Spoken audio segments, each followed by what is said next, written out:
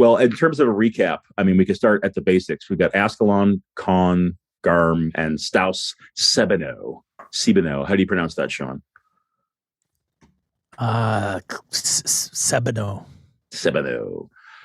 And you should all be in Foundry. Sebenu. I think I see that all of you are. You should see the map. There should be fog on the map, hopefully. Correct. And you should see that I've added the fishing shack that you stopped at. And I've added the river ford where you crossed. I figure when we do, since river crossings is such a big thing in this game, when you find a ford, we'll mark it so you can use Smart. it. But if you're not at that hex face, you can't use it. You have to find a new one or pass some other way, right? Did you mark it with the word ford or just a floating body? It's the word. Okay. It's the word ford. Yeah, absolutely. So I can probably unpause the game. Let me see here. And I think, correct me if I'm wrong, I think we did 2 quarters.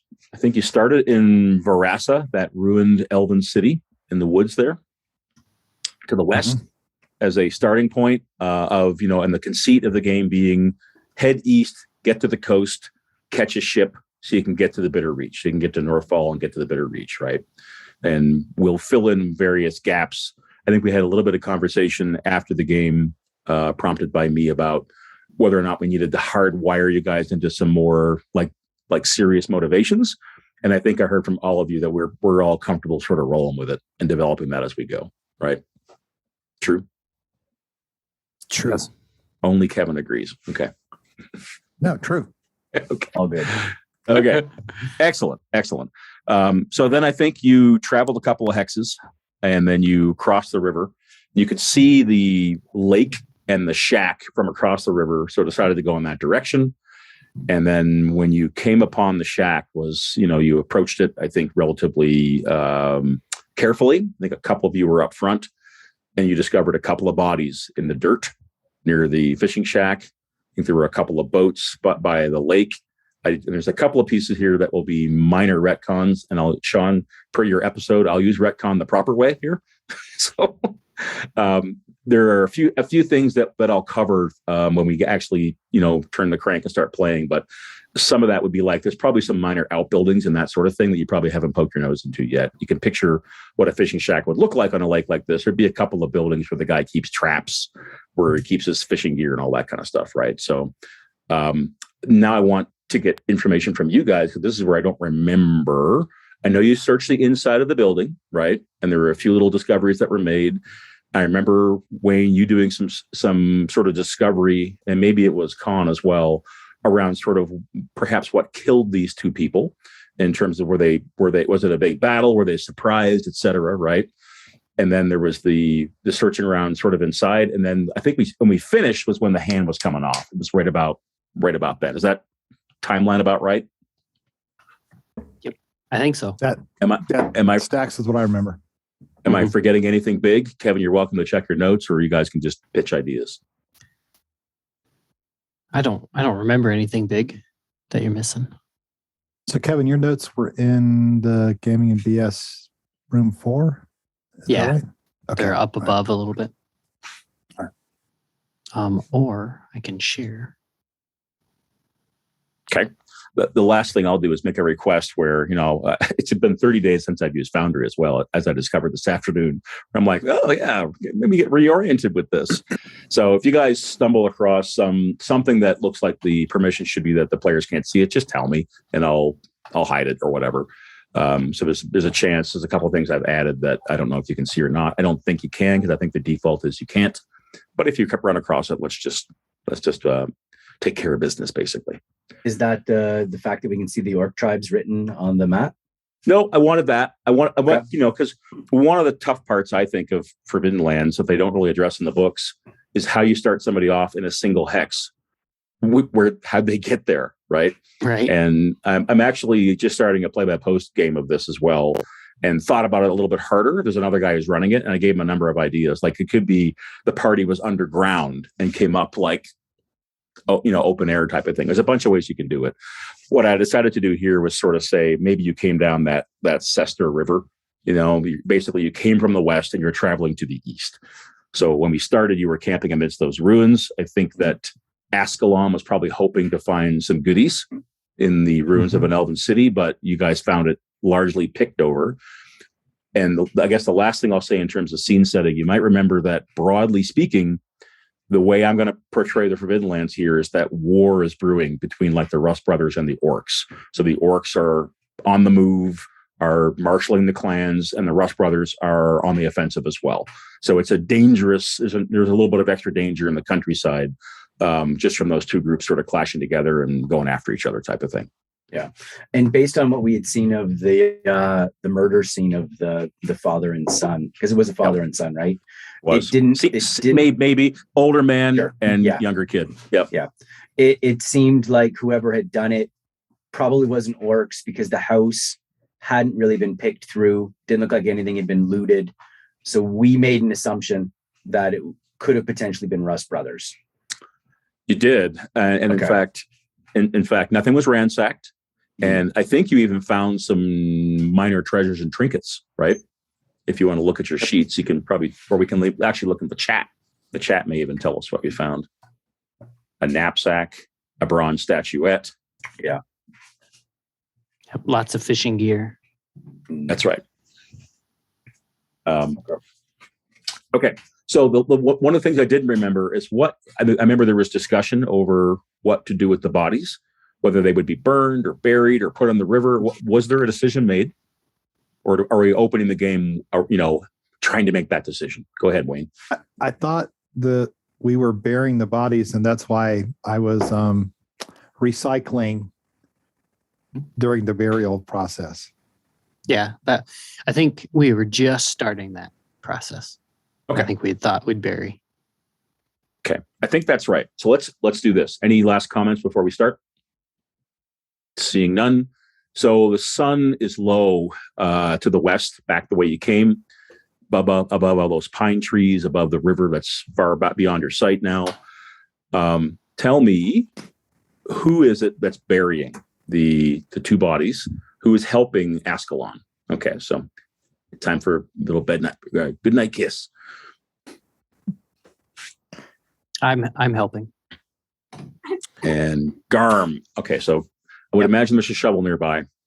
So Garm is digging. I would like Askelon, and we'll get to Conn and Stas in a minute. But Askelon, tell us a little bit about how you remove this hand and how horrible it is as you remove it.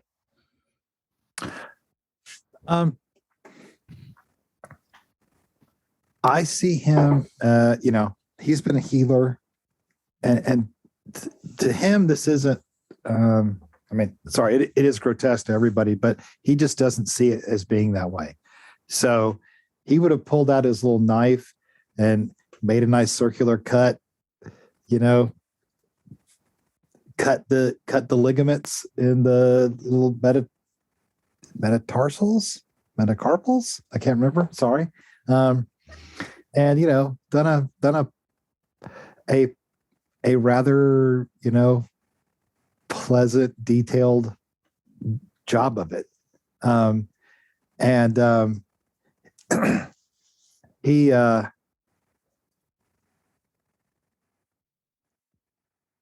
and I think I actually have the gear to do this. I have a parchment, but I don't have anything to write with. Okay. All right. Always blood. No, no, I'm not that ghoulish. Anyways, yeah. So to him, it's more clinical. Does that make sense? And it's not really even spiritual so much. It's just clinical. This is just material. It's a resource that he needs. Yeah. And I think I got you. So in other words, it doesn't gross him out. He doesn't think it's anything crazy. He just basically sits there, maybe kneels and does it while Garm digs the grave. Right. Right. And if Garm says anything, he'll just say, "Oh, this is actually very useful for my magic." And since there, since there's no one here, to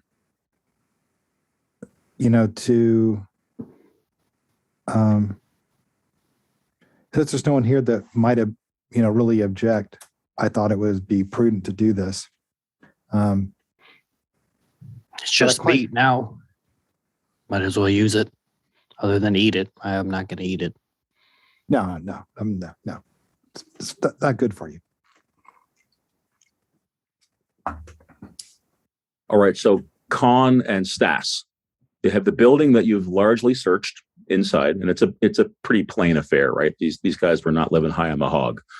But out back, I think some of the things I neglected to mention last time, now that I thought about it a little bit, there's probably a couple of large wooden sort of chests that have like a 45-degree lid that opens this way type of thing, right? You would imagine there's either salt or fish or something in there for the guys' catch. There's a couple of boats, one of which is turned over and one of which is upright at the shore. And there's probably two outbuildings. There's probably an outhouse and there's probably a shed. So while the digging is going on, what are the two of you doing as this getting later in the day? I would imagine you're probably going to think about ending the day here. But as Sean pointed out last time, it's the end of summer and you actually have another quarter of sunlight. So it's not going to be dark until like 10 or 11 at night, something like that. What are the two of you doing? Was it the third quarter, Harrigan? You are ending the second, and we're about to start the third quarter right now. I want to get a little bit of role play, and then we'll pick what you guys want to do in terms of actions for the quarter in a minute. Basically, Sean, all the discovery and searching was the second half of Q2. Got it. Right? Yeah. I am going to. Should probably check out the shed. Has anybody gone to the shed? No. Well, make sure you look for traps and any fishing gear. I'm going to go check out the boat. I think that could be invaluable, especially if we see any trouble coming. I don't Maybe expect we to get can- hit by any traps. No, we're not going to get hit by any traps. I'm just saying whoever did these murders might still be about. And if they come back, that boat there might save our lives if we can set off onto the open waters. Aye. Sure. I'll go over to the shed. I'll see if there's anything of good resources in there.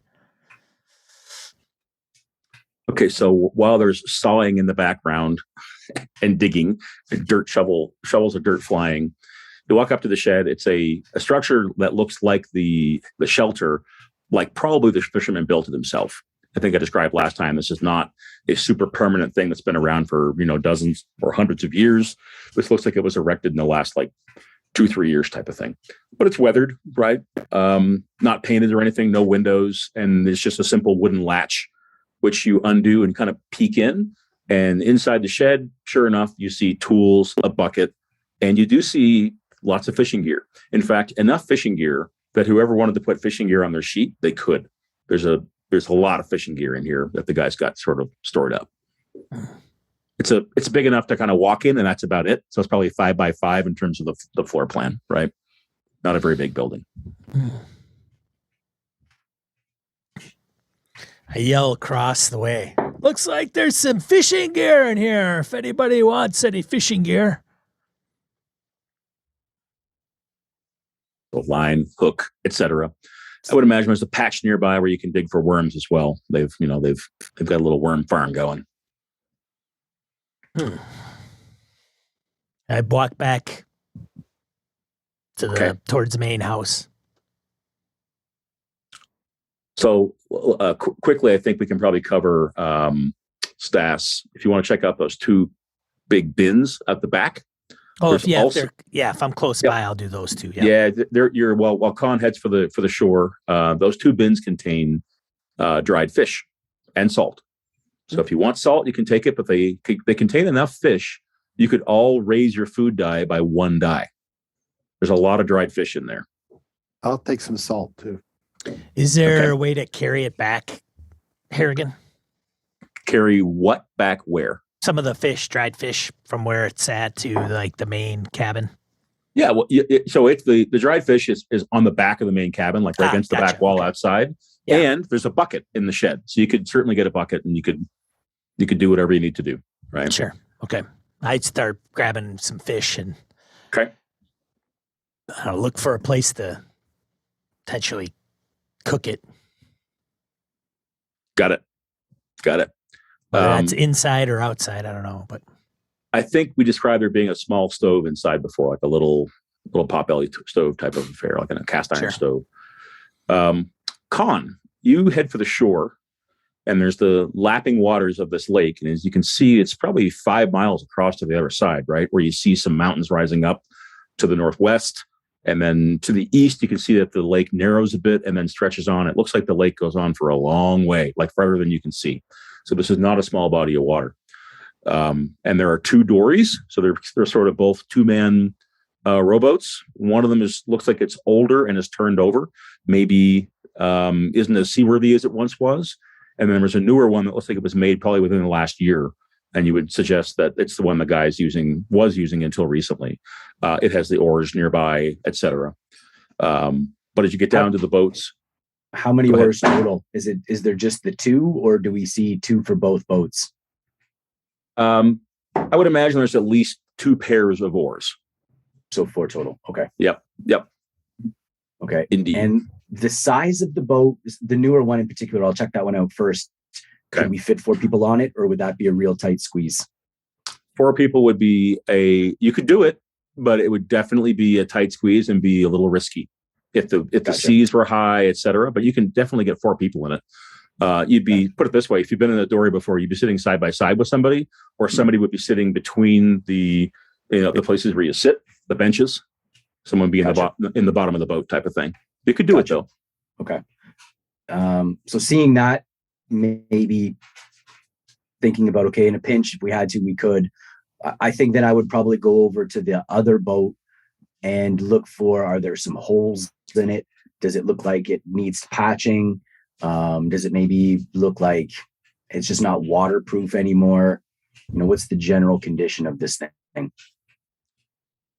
Conn, I would like you to make me a roll. I know that we're not supposed to roll scouting for finding things. Is there a crafting? What is it? There is crafting. Yeah. Yep. Crafting. Let's go for crafting. Sure. So you're sort of checking out the structure of this wooden boat. Okay.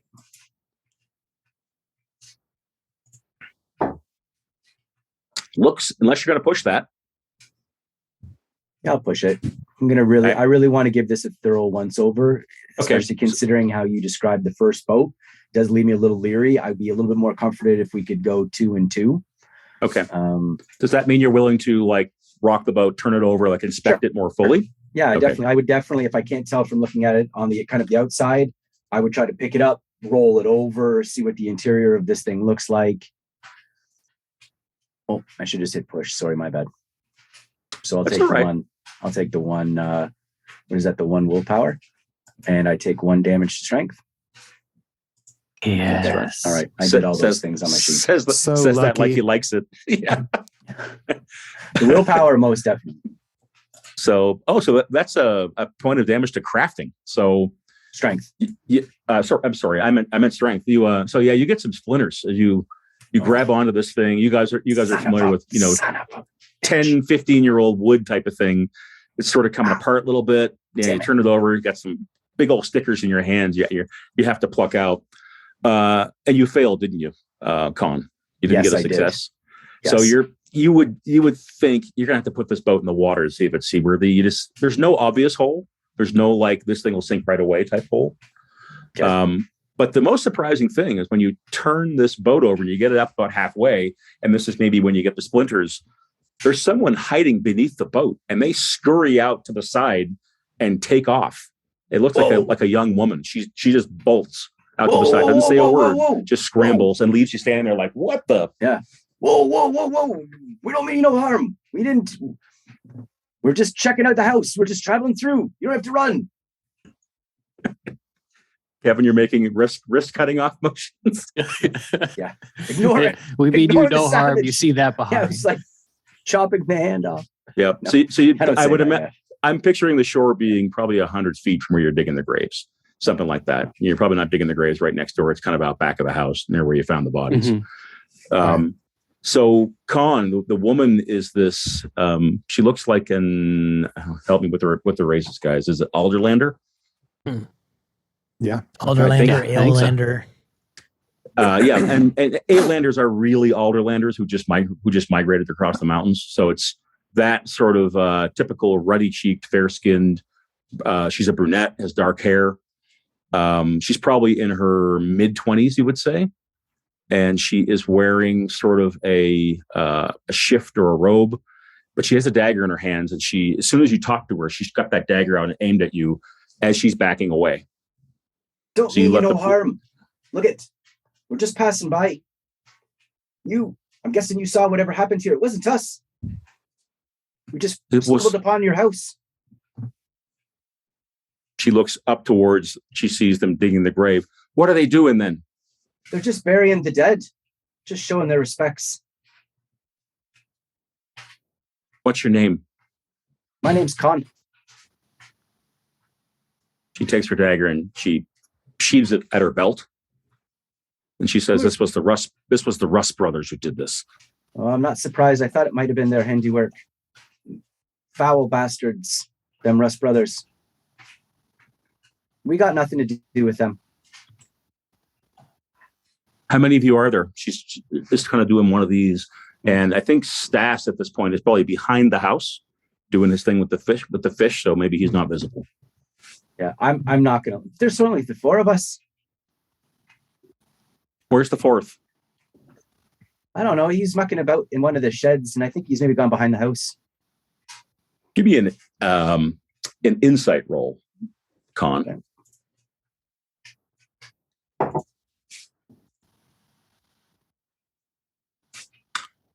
Okay, that's a failure. You're welcome to push. No, it's okay. All good. All good. All right. So she relatively quickly has sheathed her dagger. Like she either believes your story or doesn't see you as a threat. She's not on her guard the way that she was. And she says, "And where are the four of you off to?" And she starts walking towards the house, kind of leaving you behind if you're not staying with her. We're heading. I'll follow. We're heading north. There's a lot of trouble in these lands. We've heard orcs and Rust brothers. It's talk of war.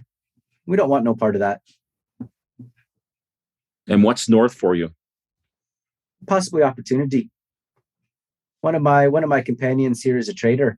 He says that there's potentially gold to be had to the north. So that's where we're headed. Rogues and raiders, then, she says, dropping the name.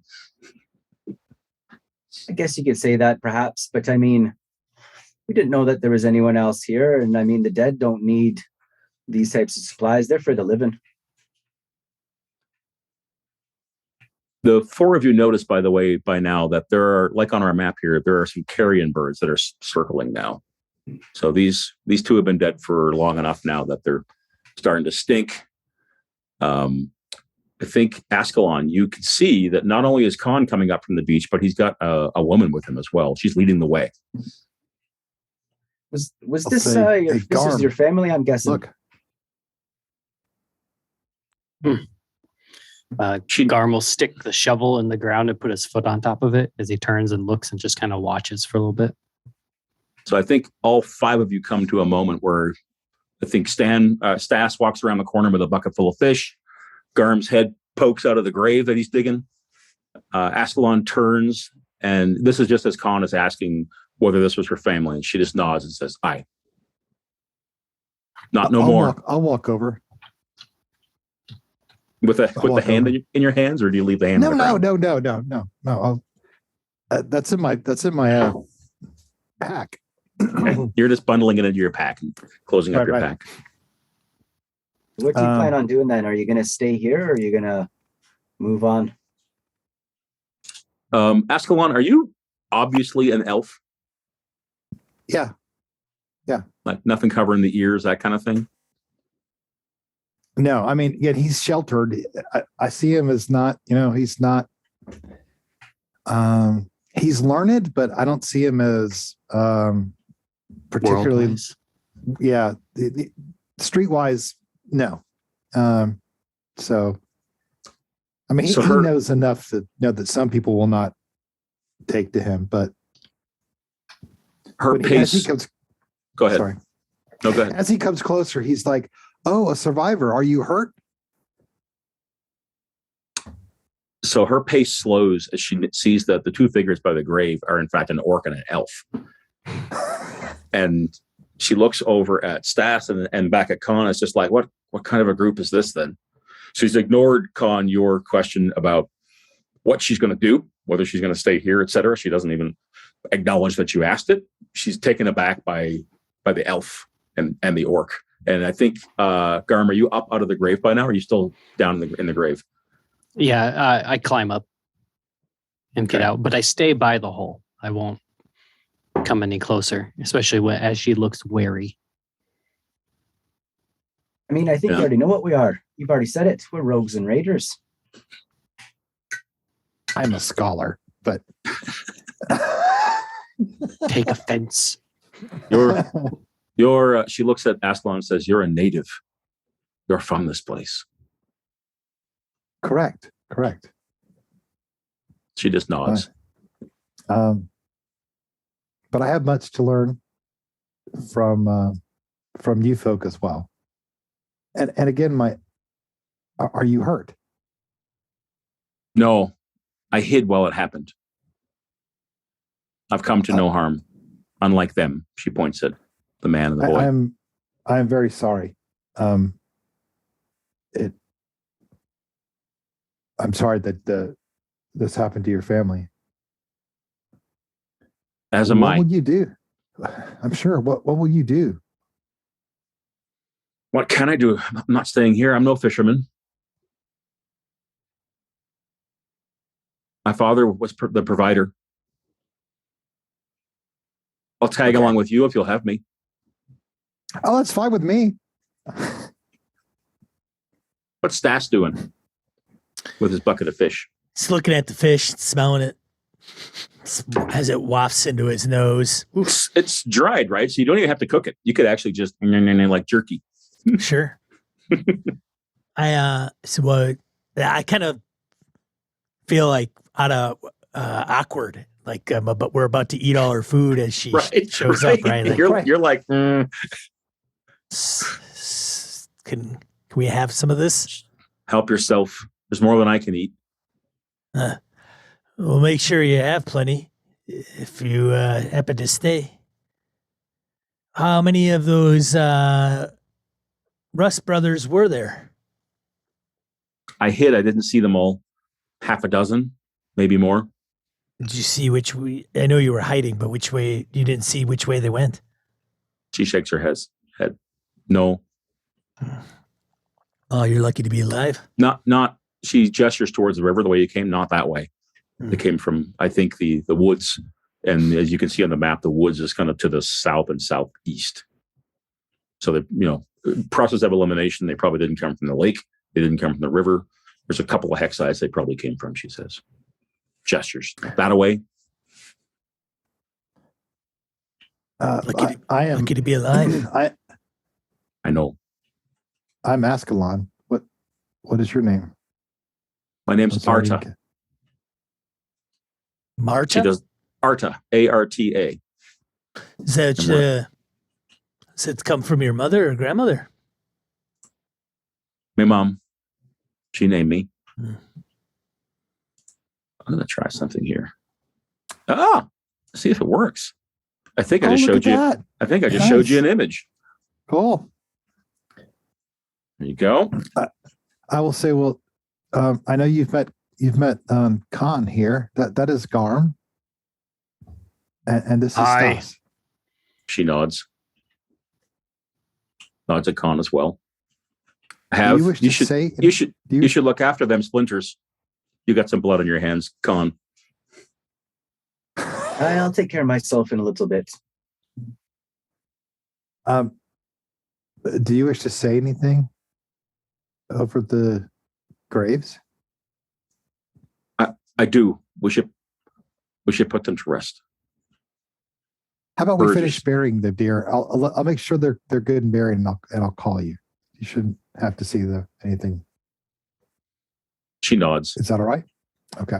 She's either stoic or otherwise doesn't seem particularly perturbed by what's happened. So maybe she's lived a hard life. It's hard to know. Maybe she didn't love. Maybe she may have loved her family, but not loved being here. But Yep. I won't say there's something going on, but you can detect that she's not like on her knees weeping, right? So I start to walk away. That I'll tells you turn around something. and I'll say, Arta, do you know how to use those boats? I can row as well as anyone. Is there a settlement around here on the lake? Across, there is. Is it a safe place? No. What settlement is these days? Huh. The Rust the brothers, Rust brothers are they're through there all the time, looking for the Raven sisters. The who? The Raven sisters. Followers of the Raven. Sisters. Does that ring any bells? It does. It's a whole sect of a religion. So we talked about it a little bit in session 0, but not a ton. Basically, the Raven sisters believe there's a different version of the origin myth, right? Where the bird that carried the snake to the lands of the west, to the Raven land, the bird was the real power. And in the south, the human empire thought that was sacrilegious. They believed the serpent was being just guided by the bird. So the Raven sisters are the ones who crossed into the elven and dwarven lands like 1,000 years ago, and why there are lots of wars. So the Raven sisters were humans that sort of came to these lands and made peace with the elves, but they are now persecuted and had been persecuted for hundreds of years by the Rust brothers, who believe that thinking the bird is the god is sacrilegious. I think you would all know that. There's sort of like 3 different sects. There's like the worm, which is that's the god. There's Rust and Heem. So the materials that make up the 2 deities are what we should follow. That's the Rust brothers. And there's the Raven sisters as well. They're sort of like wandering druidesses. Does she give off that kind of a vibe? Not exactly, but I would also say it's not way out of the imagination. Like, the girl is fit. She is clearly of strong mind and sort of willful. So I'll say that. So either she's someone who's just grown up here and is dissatisfied with it, or she's been abroad. She seems to have some wider perspective. I have one more question before I go over to the bodies. Does she look like the father? Go ahead and roll insight. Askelon. Okay.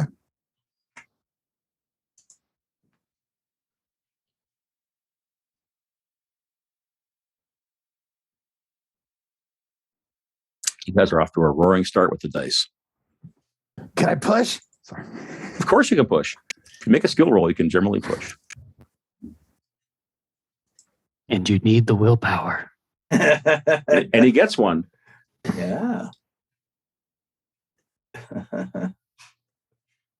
So you saw 2 successes. You saw the picture of the woman. The man and the boy totally look related.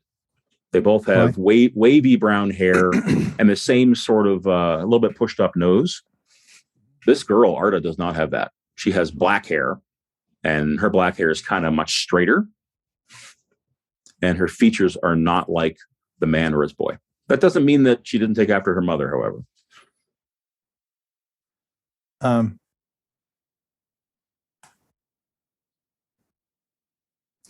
I just don't. Okay, so I just don't see Askelon as like, a manipulative person. So he just rounds and says, "Funny, you don't look like your father at all," and then just walks off. But he says it loud enough that everybody else could hear it. And she just watches him go and turns to Conn and Stas and says, "Quite a declaration." I can't control that. Garm, what are you doing? Digging. He just kind of looked up when by now I think you're at the bottom. You're good. Gotcha. I kind of like make sure that the soil's all like set to the side nice and he straightens up the bodies. He's an organized work. Yeah, it kind of figures we got to get this part done so we can go get some fish. Fair enough. Okay, so as we formally move into the third quarter here, give me the broad strokes of what you're all planning to do in terms of the actions in the game. And we can move to another role play scene if we want to. But tell me just generally what you're doing in terms of if anybody's resting. Are you staying here? Are you moving on? What's the big picture? Talk amongst yourselves. Yeah, I do vote we we want? stay here, but and to rest and then decide where we're gonna go. But That's fine. I'll go take a nap. And he points off to a tree. I can stay up all night. Well, my only concern now is with her. I don't know if we're going to take her with us. Is she here for this conversation? I guess she would be. It depends on if you want to just, gesture the guys aside or something like that. Yeah, well, maybe with Stas in particular, since Garm's gone to take a nap, and I don't know. Askelon, what are you doing at the moment, you think?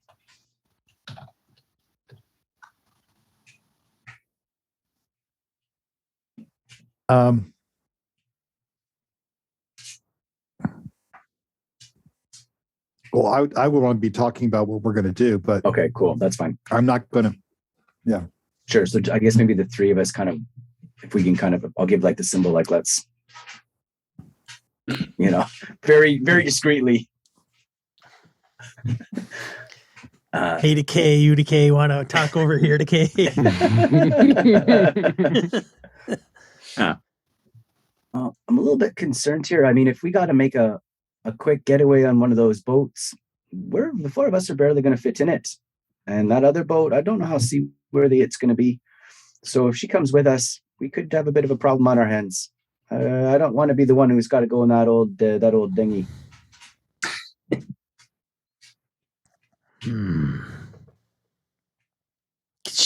Is it even worth bringing her along? I don't know. That's a good question. I mean, I feel bad for her, but it seems we might be taking on too many. Could. I don't know, though. I mean, if the Rust brothers got her, I'd be horrible her fate. I don't know that anyone should ever be subjected to that. Unfortunately, in these times, though, it happens. I mean, as crass as it may sound, she's lived this long. Maybe she dodged a blade. Her time's not up, but doesn't mean that we need to be in a boat that sinks because of her. I'm sorry, I guess I didn't think that through. I kind of told her that I thought it was okay for her to come, but that's an Askelon thing to do. Yeah. Yeah, nothing wrong with offering her, but doesn't seem like a contract was signed. Well, how would we prevent her? Are you willing to I think it might be pretty easy to prevent her. You anticipate her putting a sword to your throat and insisting upon her accompanying us? Come on, Askelon. Could she just follow us? Well, I don't know how she would follow us if we take to the water. Oh, I wasn't there for the inspection of the boats, so I'm not quite following. There's two boats, but one of them isn't. One of them, I'm not sure about one of them. It looks pretty rough. Looks like it hasn't been put in the water for a long time. It probably needs to be repaired. I don't know though. I wouldn't want to go in it. My hands are all splintered up. I'm gonna have to at some point here soon. Oh, I can help you with that, I think. No, that's okay. I can take care of it myself. Thank you. Look, just because I took off one hand doesn't mean I'm going to take them all off. I'm a professional. I understand. I can take care of myself. All right. Well, do we even, if we don't want to go to that city because the Rust brothers are there, do we even want to go by boat anywhere? I mean, we don't know where this lake goes. True. I mean, we could maybe travel faster by boat, but I do agree. I wouldn't want to go to any place where the Rust brothers frequent. I'm just saying, in case of emergency, we should take to the water. Oh, right. I mean, if we travel by land and she comes with us, I mean, she will have to take care of herself, and if she keeps up, so be it. There's nothing wrong with her deciding to do what she wants. I'm not her keeper. But, I mean, maybe that's it. She was welcome to tag along, but she'll have to hold her own. And, you know, if we're going to take a boat and the other one's not seaworthy, well, she might have to get maybe some precautions in case the boat starts to sink. All I'm saying is I got to get to the reach. That's where it's at. And if she's with us or not, that is not my problem. That's not our problem. Unless you want it to become yours. This world is ruthless enough. She'll either make her own way or she'll do it with us. But I can't babysit. I see that point. I just don't want to, tie her up and leave her for the Rust brothers. Although, who said anything about tying her up? Askelon, come on now. It's a bit of a reach. You know, I'm not even ruthless enough to do something like that. Okay, so I I do wonder though. She doesn't actually seem to look like at least one of her parents, but who knows? She may have been staying with even if she wasn't from here, she may have been staying with those people. But it does give me some pause. We may need to really keep an eye on her. Yeah, she could kill you in her sleep, or your sleep, maybe my sleep. Somebody's sleep.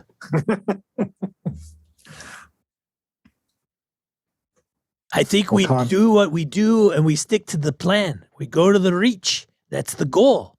Okay. We have somebody like her, of course we're going to keep watch. Just because we have her around doesn't mean we're going to stop the way we do things. Right.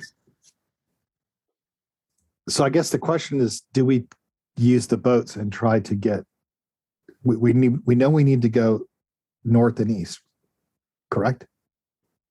Yes, that's my understanding. What you know is that the coastline is east. Like this body of water could send us out to the sea, and then it's open sailing up to the north.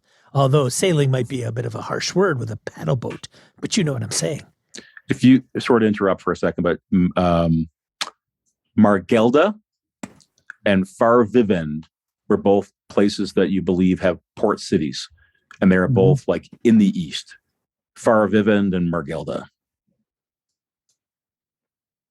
That's all I'll say about that. Well, I don't know if these boats are here to be able to take us all the way, but might be able to get us down if we're on the river or this lake, whatever this is, it may be easier to travel without incident. If we go by land, it could be a whole nother ballgame. We could run into those Rust brothers or orcs. Who knows? It's risky. But how many orcs and Rust brothers do you know swim? None. Aye. Okay. Are we willing to spend a day getting that other dinghy then seaworthy? I don't have a deadline, but we do have shelter and we do have plenty of fish.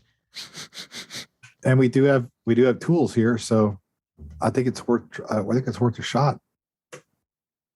All right then. I'm not much of a crafter, but I'll help as I can. All right then. We'll spend at least one day here, see if we can't get that thing seaworthy. That's a good plan. Stas, I have a question for you. Your dark secret. Have a peek at it. Tell me how much you've been thinking about it. Probably not at all because we've just gotten the game underway. But what you're describing right now, like I gotta get to the reach. I don't have all the time in the world. I think maybe somebody's in pursuit because of your dark secret. So I want you to give that a think, and you can tell me later who that is. What will happen if they find you? All right. Yeah. So just give that a think. You can add that to your sheet. All right. So the three of you come out of the woods. So the overall approach is we're going to stick here for a little while, maybe try to get the boat fixed, right? The second boat, maybe test it for seaworthiness. I would imagine in the shed, you probably found the equivalent of some pitch or something. You'd have to heat it up, but you might be able to use that to seal some of the seams in the boat that are a little old, repair some of the floorboards, whatever you need to do.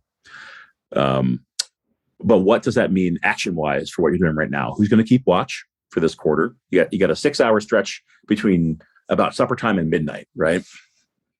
We got Garm sleeping. Wayne's got his hand in the air. Okay.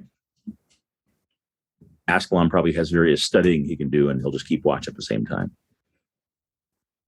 What about Conn and Stas? Go ahead, Sean. I was going to say, so who's keeping watch? Askelon. Askelon is? Yeah. Who's making camp? You don't need to because you have a shelter. Oh. There was no need to do the make camp roll because you have a roof over your heads, etc. You will have to spend some time, I will say, with the burial, but not that much. Although with Garm sleeping, someone else is going to have to do the shoveling. He dug the hole. Oh, I thought he'd done that. Sorry. Well, I don't want to misspeak. Garm, were you thinking you'd already buried the bodies and covered them up? I didn't think so either. Yeah. No, but Garm would say before he goes to bed, you could always leave the filling in the hole to me later. I can do that while you guys sleep or something. Keep watch. If you want. Or if she wants to fill in the hole. Whatever's needed. I'm going to go sleep. Okay. Wake me if you need me to take watch during the before sunrise. I'll be over here. Just puts his stuff in a corner and props it up and starts like after, of course, he eats some fish.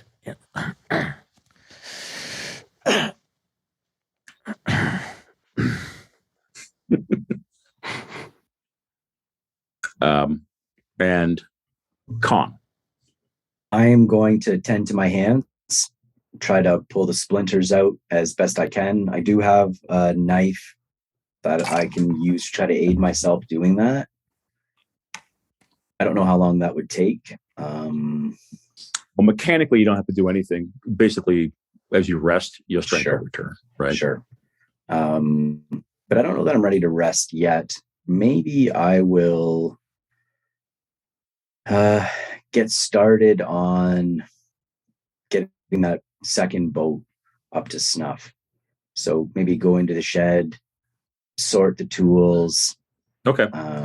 Let's call it another crafting roll over that time to sort of suss out what needs to be done. So in other words, you'll probably take inventory of the tools. You'll put the boat in the water and see what happens. You'll do those sorts of things. That make some sense? Love it. Okay. So as you're starting off on all these things, I will say this: as the three of you return from your little sojourn, maybe at the edge of the woods type of thing, you come back to find the young woman, Arta, standing kind of near the bodies, just looking at them. And there's a couple of birds that are now sitting on those bodies, picking at them. A couple of ravens, like picking at their faces. And she's just standing, looking kind of impassively at them. As the three of you come back. She sees you coming, and then she shoos the birds away. They rise into the air. I'm not so much thinking this is her family. Askelon, where do you intend to keep watch? I was going to, well, I can't see anything if I'm in the house. Right? Yeah, just give. It doesn't have to be a single place. Give me your overall, you're going to patrol once in a while. I'm going to go back to I'll walk around to where the bodies are, and I will, and I'll just kind of, loop kind of in a semicircle around the house, so I can keep an eye on, Do you make your? Let me ask this: Do you make your home base for keeping watch outside or inside? outside. Okay, so you'll be doing a little bit of a check this way, check that way once in a while. Do a bit of a perimeter look, that type of thing. Right. The typical role playing stuff. Okay, so Garm, I think you rest, so you'll be refreshed when you wake up. Conn, I'm going to want a crafting roll. Stas, you are resting as well, right? May as well, even though the day's not fully over, why don't you all give me a food and water roll to see if that goes down. Remember, your food all just came up because you guys can all add fish. As long as you're willing to eat that fish, you can add it. Okay. Do you want me to do the crafting roll first? Doesn't matter. Whatever. First. Yeah, do the food and everything first. That's fine. Do you have to do water as well? Yep. Okay. Unless you're going to drink from the lake. No. And remember, this really represents a day's worth, not just eating one time, right?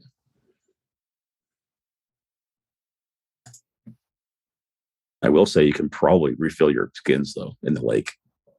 Yeah, can we fill them up? Yeah, put them. What am I saying? Put them to a D12. Absolutely. Right. Okay.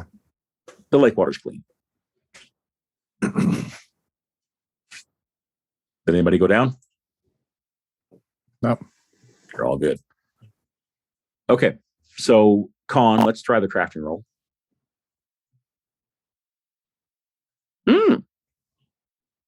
Okay, you discover that you get some tools out and you find some pitch to do the ceiling.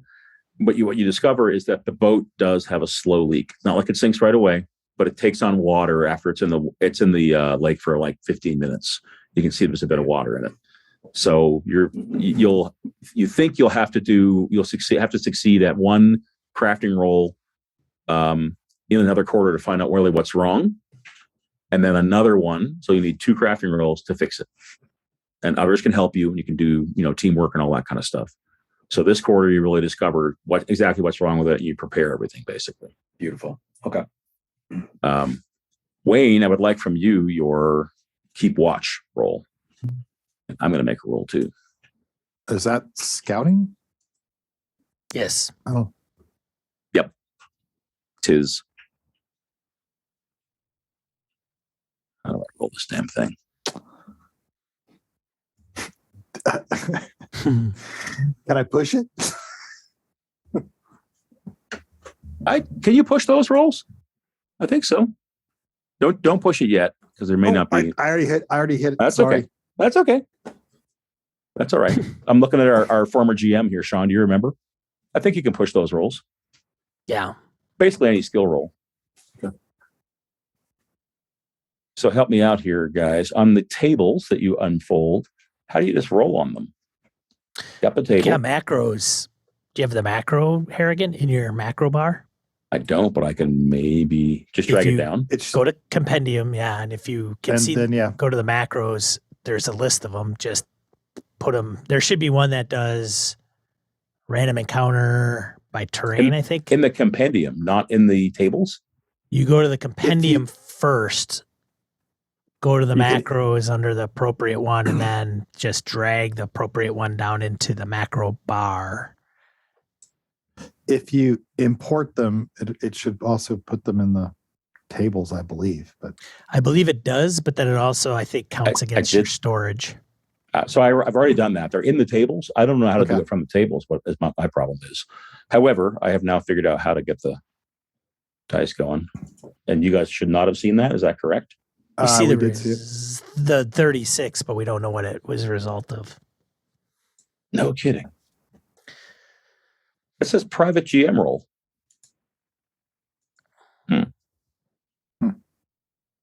Why would you be able to see that? That's strange. Forgive me for 1 second. Do you have your NPC highlighted?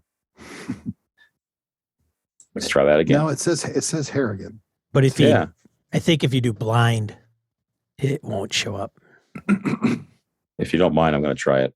Yeah, sure.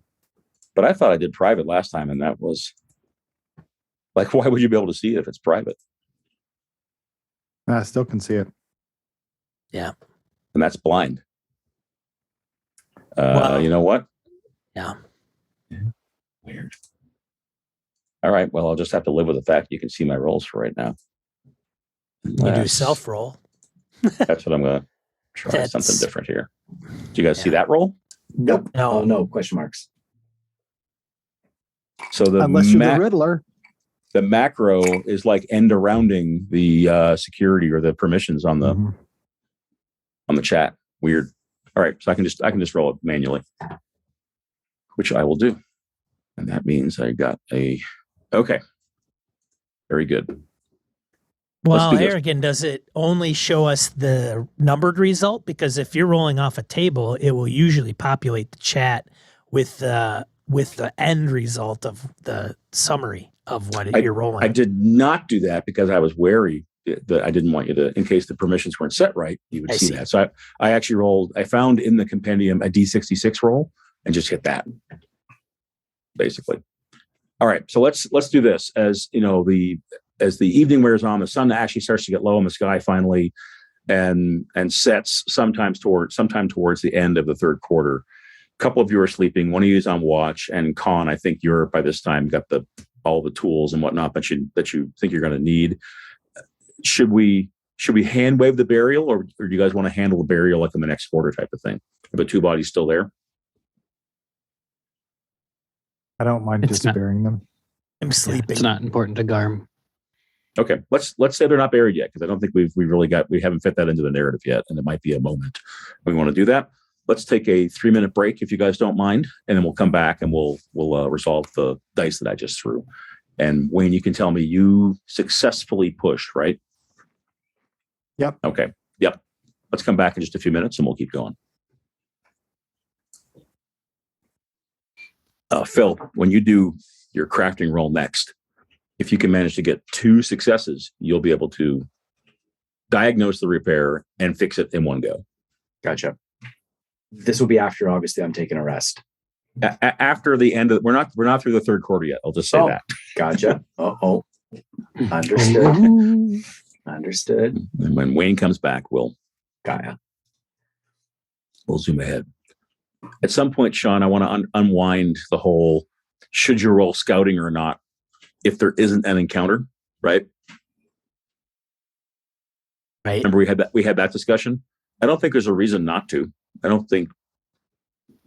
Yeah, the only thing was that if there's some talents that give you a bonus if there's something to be found, which I guess you could just always roll with it.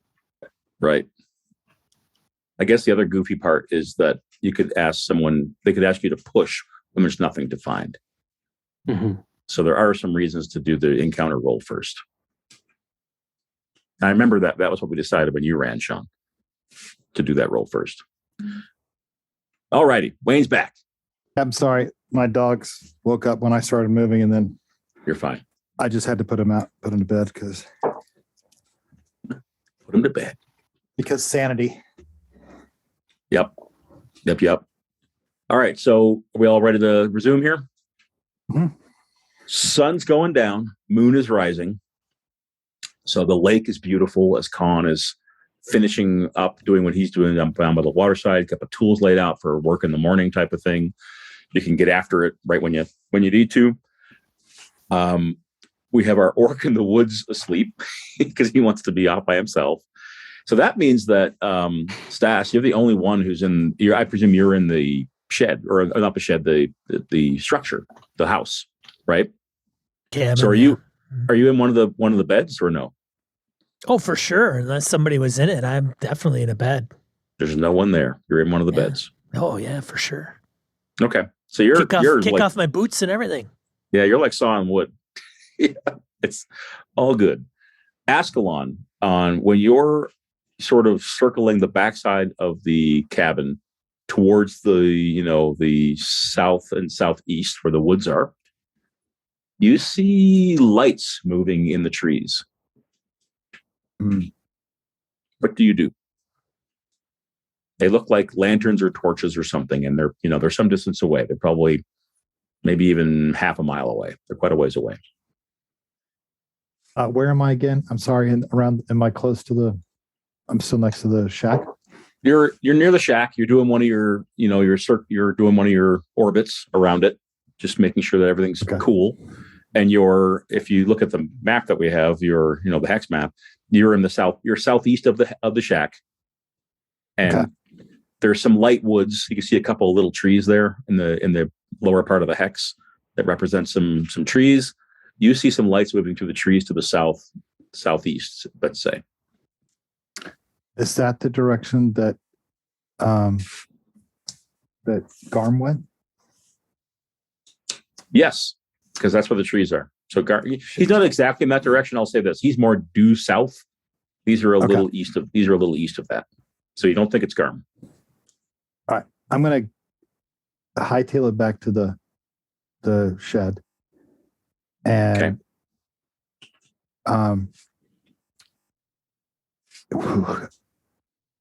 I will knock on the door and say, "It's Askelon.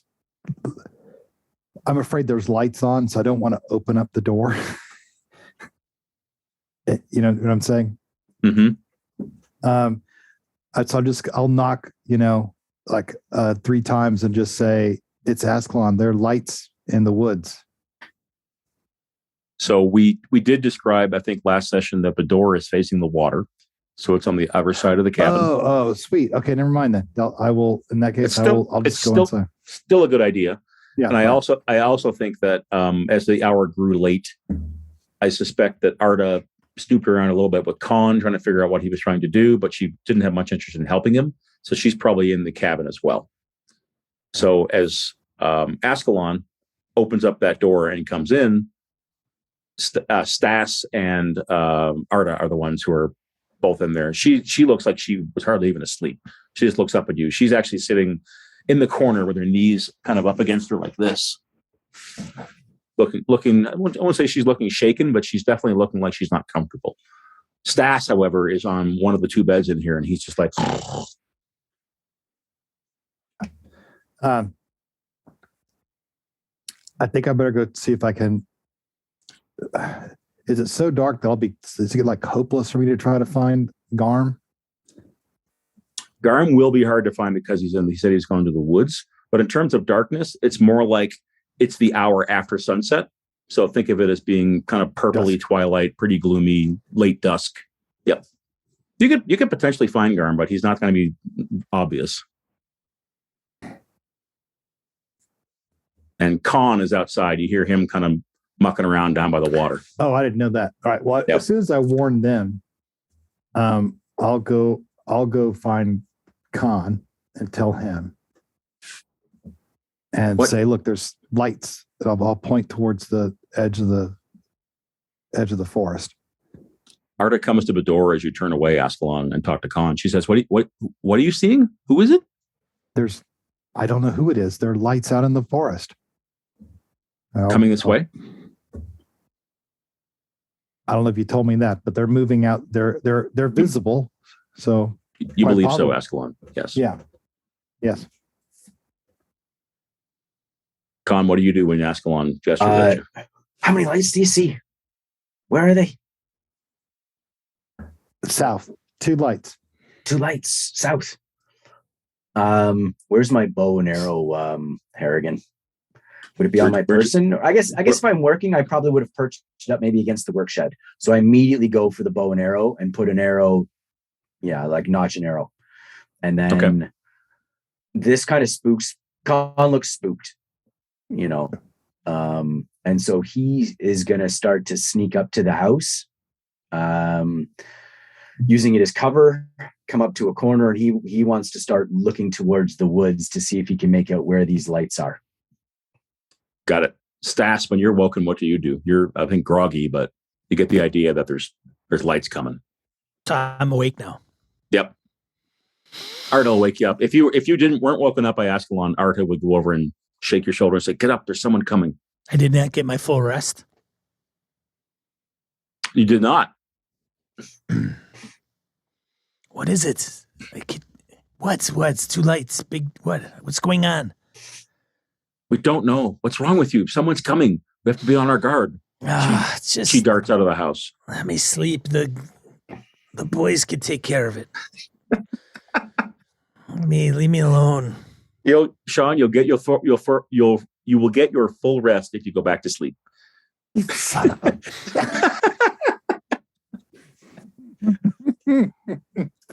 If Stas just drifts off again, all good. I think am I in there? Nope, you're down by the water with Conn. That's right. Good. Letting him know. All right. What does Stas do? Tell them to come and get me if they get stabbed. Wow. This is a watershed. This is a big character moment here. Are your eyes closed, Stas? Oh, for sure. Well, maybe Yeah. one open. Okay. I want to assess, make sure there's nobody in the cabin or like right outside the cabin ready to stab me. And once I realize there isn't an imminent threat, So you see the cabin is empty, save Arta, who's standing in the doorway about to dart out, right? But when you say, tell them to come get me if they really need me type of thing, she's turned back looking towards you, and you can see her jawline just clench as she's looking at you. Muscles in her chin kind of move a little bit. And then she turns back and she slips out the door. You're not sure what that was about, but appears I made somebody unhappy. She'll get over it. all right. Stas is going back to bed. That's all there is to it. That's all there is to it. Askelon, what are you doing as Conn throws himself up against the side of the house? He's fetched his bow. He looks a little shaken. And poking your head around, you see that indeed the lights are probably half again as close. They're closer.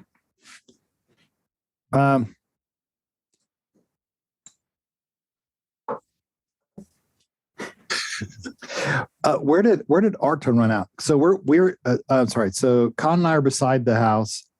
Where did Arta go when she darted out? I would imagine she'd join you. Okay. So if you're to the right of the end of the exit, she just turned right where you guys are, and she's like, "What do you see? Who is it?" I don't know. Just see two lights. I'm going to say, Conn, I think I'm going to go to the diagonal point so I can get another view of these people. Mm-hmm. You understand what I'm saying? Sure. So if you're at the front, right corner, I'm going to go to the diagonal corner so that we might be able to see them. And I'll pull out. I have a throwing dagger. I will pull that out. Oh man, I think we Pull should out your. Go ahead, we Conn.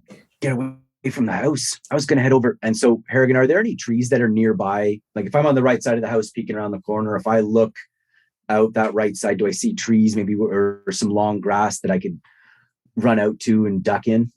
Throw me a D6. Okay. Phil, 4 or 5 or 6. 4 or 5, you got some grass. If you get a 6, there's actually a couple of trees you can get behind. Why does it say? It says cannot convert. Why the hell won't it roll? Let me roll a D6. It says cannot convert undefined or null to object. What the hell? Is that from the dice tray, Phil? Yeah. Just do it from the die roll, or just On the actually you left? could click on it and you could flip your left click and hold and drag and let go onto the tabletop Of and the it'll die? roll it. Just like click and hold on the D6 and just drop it onto the. There's also a simple die roller on the left-hand side menu. There's that one too. There is also that one, yeah. This tech. I'm that useless guy. I'm dragging it out and then it doesn't do anything. I'll roll for you. Yeah, do it. Oh. I don't care. I'm easy. Someone did. Who rolled? Oh shit, that was 3 dice. Oh no, it says that's me now. All of a sudden it's doing it. Let's use Phil's. And they're Use the almost first all one? 4s and There 5s. was Yeah, a we'll use lot the of first one. dice rolls. You have to Dice. wind up Phil's internet. You have to wind it up. That's right. It's still everybody's rolling. Boom, and then Phil, put the more rested hamster on the little wheel, okay, before we play. Yeah, I got a few rolls. Which one do we want to use? The very first one. Love it. Okay, I think it's a 4, right? it is. Yeah. Yeah, Sean, were you just doing SST like the or Evil Knievel? Remember that toy? You had to wind it up. Oh, man. Either the Evil Knievel crank or the pumps, right? Yeah, the pump one, and then you I had still don't think the Mighty I still Mo's. think- The Mighty Mo's, you had to dragged onto the I still think floor. I had lost, Evil Knievel. a couple like millimeters of skin off of my knuckles from doing that on the Evil Knievel. Sorry for the Right. divergence, but did you guys have SSTs like Smash Up Derby with the car and you pulled the ripcord from it? Like The ripcord. Yeah, remember that? Yeah, baby. Yeah, Ones with the crazy. sparks on them Yeah. and stuff. Yes. Yeah. Anyway, all right, let's set the we scene. built ramps and shit. Oh, sorry, it was anyways. No, you're good. You're good. Askelon, as you turn to go to the other corner of the house, Arda Right. goes with you. So she's low, she's running along with Askelon, just as Conn looks out. And then, Conn, you see some nice tall grass that you could definitely get low on. There's no trees between Okay, here that's and the fine. lights, but there's good grass. Askelon, as you get to the corner, Arda keeps going. She's running off towards where you guys last saw Garm. So she is like, choom, she's running. Conn, what you Towards had farm. towards Okay, at least the trees where Garm went to rest, which is more to the south. Okay, I'll go. When she does it, I'll just say, "Great, Warren Garm." And Conn, are you advancing to the grass? Yeah. What do you think, Harrigan? Would that put me within short range of the house or near range?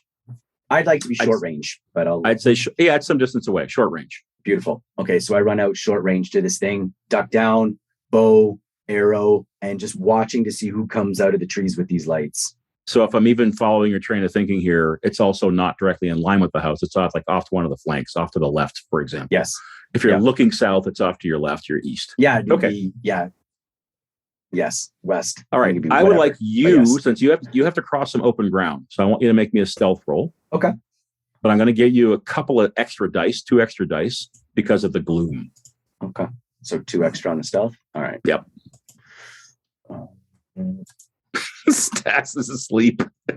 I can't believe it. It's The unbelievable. safest place is the cabin. What the hell are they doing floating around in the middle of nowhere? That's a lot of dice. Yeah, I've got agility 5, stealth 1. There you go. And you gave me Well, the 2 bonus. you are in like Flynn. No problem getting to that grass. Beautiful. And you and Askelon both see. So you do have a bit of a different view of things now. Askelon, you can use the house as cover if you're following. You can kind of come out and go back in type of thing. Conn, you're probably more like crouched down, right? Behind the grass. Definitely. But you I want. So can Go I have for one more thing? I'm sorry. Yeah. The one totally. reason I was going that way was because I was trying to get away from her. Because what I really wanted to do was get my little bag of salt, which also has the hand in it, Okay. in case I That's have to why he cast wanted my the salt. spell. Preserve the spell component. Yeah, again, I believe in recycling.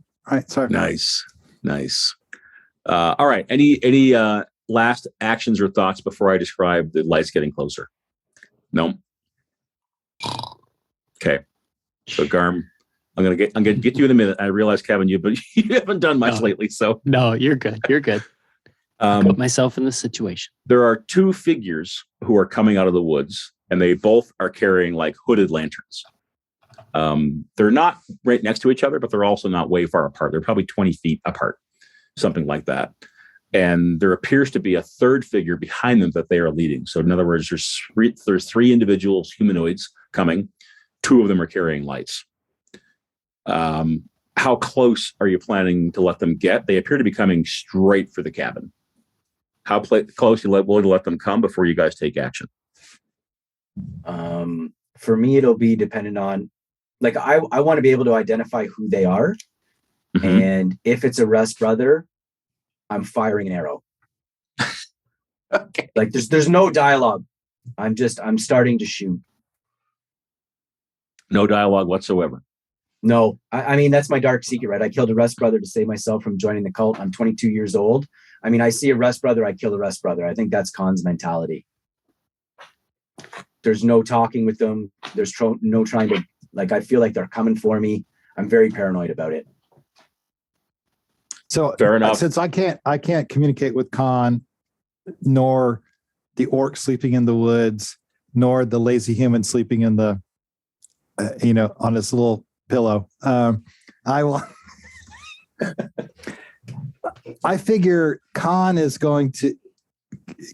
some plan, or he just seems like a sneaky guy that may take advantage of it. So when they get about,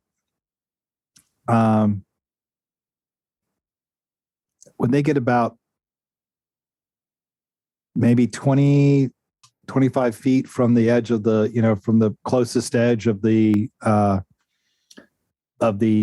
door, and I get a good look at them, I'm going to say something as soon as I can. If I can discern who they are before then, and if I can't, then I will call out to them, and I will just say, like, hello, travelers. I'll let you amend that, because I think Conn's going to, if Conn sees what he's not hoping to see, he's going to open fire a hell of a lot sooner than that, from the sounds of it. Yeah, but I can't communicate with him, so that was just my thought.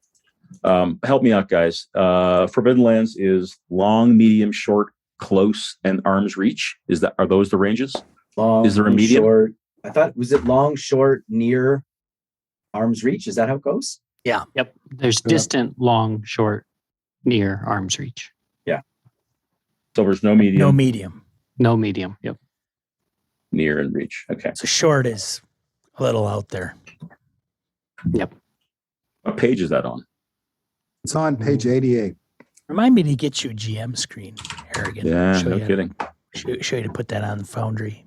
Oh yeah, I should get one of those, because right now I'm using the book. Here You it can is. drag Short. journal entries right into it. It's pretty Short is up to 20. Okay, so up to 75 feet, basically. Yeah, it's a ways. Got it. Okay. So with Stas asleep, I would like Garm to make me a survival roll. See, while you're rolling that, Conn, you can tell these are Rust Brothers. There's a jingle of chains, something metallic.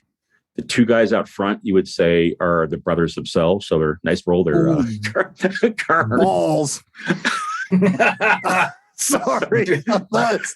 Push. Can I push that? You can push it. It's a skill roll. It is. It'll be a short combat, because that's all three of my wits. So I better not push then. No. Got it. All right, Garm stays asleep.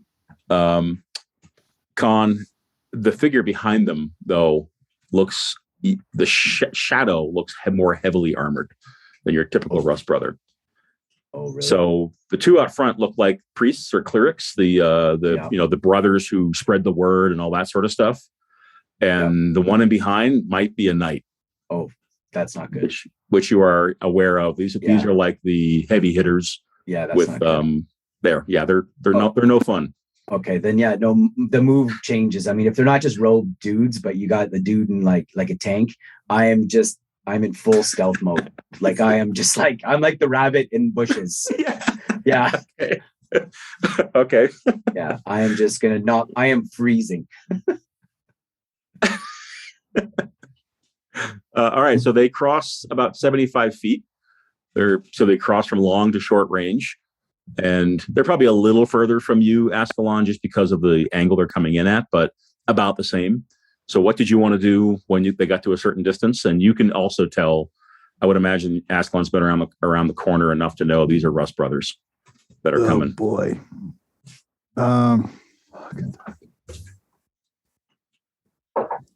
As you're thinking, you both hear, I'm not gonna torch you, don't worry, but you both hear like a tink, tink, tink, tink, tink, tink, tink, tink, tink, and these lanterns kind of slide down the chain, and both of the brothers start swinging them, and they're like these fire-lit sensors that are going around. The two of them are spinning them as they come closer. And you can start to hear a bit of a chant on the wind, a bit of a low chant as they're coming closer. Okay, so at the corner of the house I'm on, yep, is there a window to the inside? I'm gonna say no. I think we described the window last time. I think the only window is on the wall opposite of the door. So the window, if Stas were to get up, he could open the window and look upon this scene. He could do Okay. that. All right. Of course, he's not doing that. All right. This is Garm also not perfect. This is a perfect example of adventuring party that has never coordinated themselves before. It is. It's great. Okay, so I just remember, oh man, I think I remember Conn saying something about the Rust Brothers, how much he hated them when we came here. I'm sure.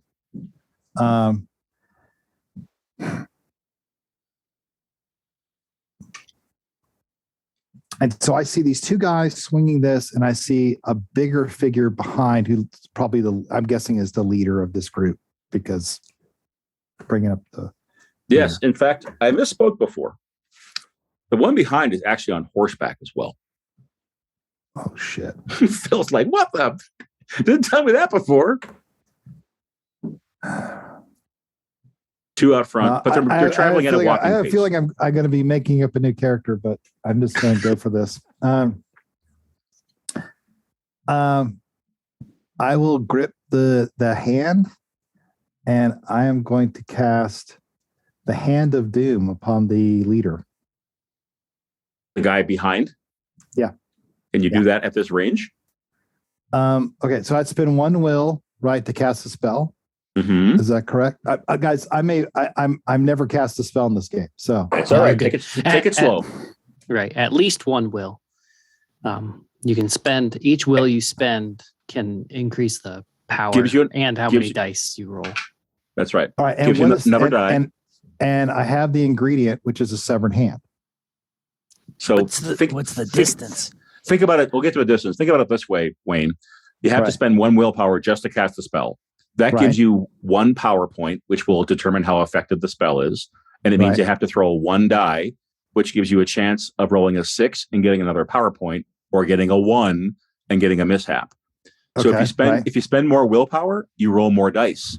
So you get higher chances to go high or low. Okay. And the ingredient adds a power level as well without adding a die.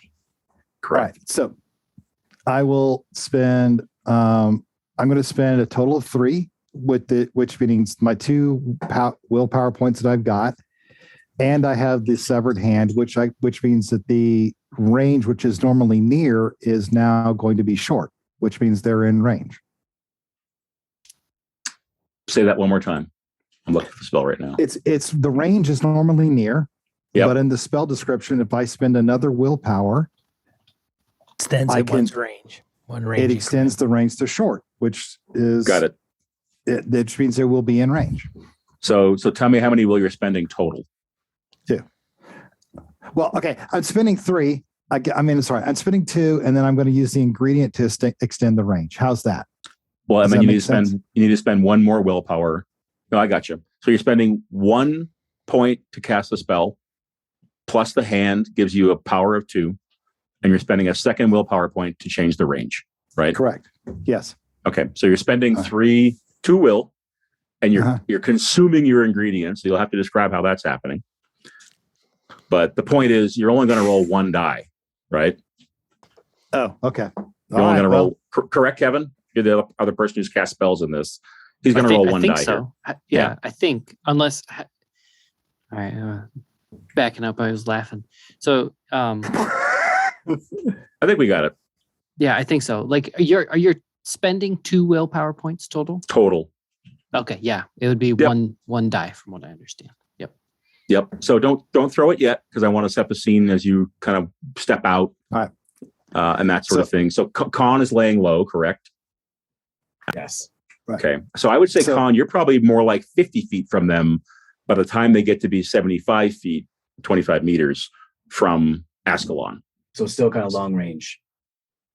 No, you're still short range. Short range. Got it. You're still short range. Gotcha. But you're closer to them than Askelon is, right? Because he's by the house. Gotcha. All right. So Askelon, describe how you step out and cast your spell, how the component figures into it, and what you're trying to do. I'm trying to hurt this guy because like I said, I just figured that it was going to be on, and And It is also, now. I thought, I thought they're going to burn down this place and kill what's his name. So that and kill Stas. So, I just laughed. Okay. Keep going. So he steps out. I don't know how showy this has to be, but he steps out. He pulls out the hand, and he starts to enchant the spell, and the hand the flesh falls away in ash, and then it becomes kind of spectral, and it flies towards the heart of the dude on the horse. Yeah. Nice. Okay. And in terms of flashy, I just want you to describe what you see your magic looking like. It can be as subtle or as flashy as you like, but I love it. All right. So I think all he does is roll a d6, right? Yep. He's already at power level 2. Right. Yep. And roll a d6 and make it better or worse. I should bring some other actors on the stage here. Hey, it's a power level 2. Nothing crazy happens. No, nothing crazy. Well done, Wayne. Nothing more crazy. Yeah. All right. So what Hand of Doom does is it inflicts a damage equal to strength equal to the power level. So the power level is 2, right? Yep.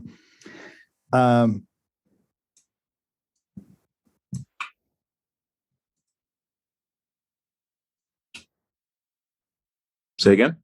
Yeah, that's it. So it's going to be it starts squeezing the life from him. So it's 2 damage to their strength. Is that right? Yep. Okay, I'm just getting them on the map here. It's actually not the one that I want. Good work, Wayne. Yeah. Well, at least with this character, I cast 1 spell successfully. And you lived. So far. And you lived. All right. So far. You guys can, hopefully you can picture it in this gloomy twilight spectral light, this hand flying between the 2 spinning flaming sensors, right? To the dark figure that's on, and the horse, you can tell, especially Conn, you can get a good view of it. The horse is this black and gray steed. Just, it's a massive war horse that could, ride you down in a moment. And you also, having a look at the horse a little more carefully, there's something funky about the horse's, like its face. When it's kind of neighing and kind of chuffing at the air, you see fangs where the horse would normally have just regular horse lips and teeth. And its eyes look a little weird as well, kind of a glinty red almost for its eyes. But then you also see this hand coming, and it strikes that knight full on in the chest. And he reels back on his horse. I should probably have him make an agility check now that I think about it. Or actually animal handling. Let's do that. I don't think anyone would object here again if he fails, falls off his horse, and then gets stomped in the head by the horse's hooves. I think we'd all be down for that play on your part. Yeah, it'd be too bad, really. Can you guys see that roll or no? One Just fail. I see the one skeleton. Yeah, exactly. Oh, can you see the other result? No, it's just a question mark. Oh, really? That's so weird. So inconsistent. The horse rears. You can hear the guy like, oh, as this thing hits him. The horse rears up, dumps him off the back. He lands in just a big clanging heap on the ground. And you're familiar, Conn, with the Rust Brothers armor is not in good repair, right? They purposefully keep it so that it's rusty and full of tetanus, and it's just the chains that are hanging off this guy. So it's not like he's wearing gleaming plate mail. This guy is like a walking tank of armor that's like 50 years old and hasn't been looked after. So he lands in just a clattering pile behind his horse, which then kind of takes off about 20 feet, and then the horse is disciplined. It stops and turns to look back towards its rider. The other 2 priests both kind of keep whipping those things, and they both start advancing quickly towards where Askelon is now probably ducking back behind the house. Right. All right. And I think we now officially have to do an initiative for the first time. And draw cards and all that stuff. Do we? Go ahead, Wayne. No. Go ahead. You do. You go ahead. I was going to ask, would Conn be considered, like, would this be a surprise potentially for him to attack? Because I think I might be able to draw 2 initiative cards if it is. And it's 100% because they have no idea where you are. You're off kind of to the right at this stage. They haven't fully bypassed you. You're not shooting them in the back, but they have passed your position or are in the middle of passing your position. And forgive me because I have not even tried the initiative of this yet. Where do we go for that? I think you have to put our tracker? tokens out. All right. Yeah. So Okay, all the I can do that. players, if the players go to the compendium, which is the second to the last icon on the right, you can open up where it says core game macros, and you can drag draw initiative down to that toolbar. Do any of those words made sense? Yep. Okay. And I'll get your tokens out there in just a second. Right. Or will I?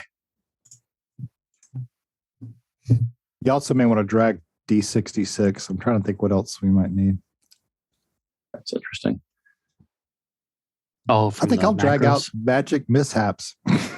Sounds like a good idea. I can't imagine why. I have that on Kasha's sheet. Okay. No surprise. No surprise there. I'm just resizing your tokens here. Forgive me for not doing this in advance. Oh, don't worry about it, man. No worries. Yeah.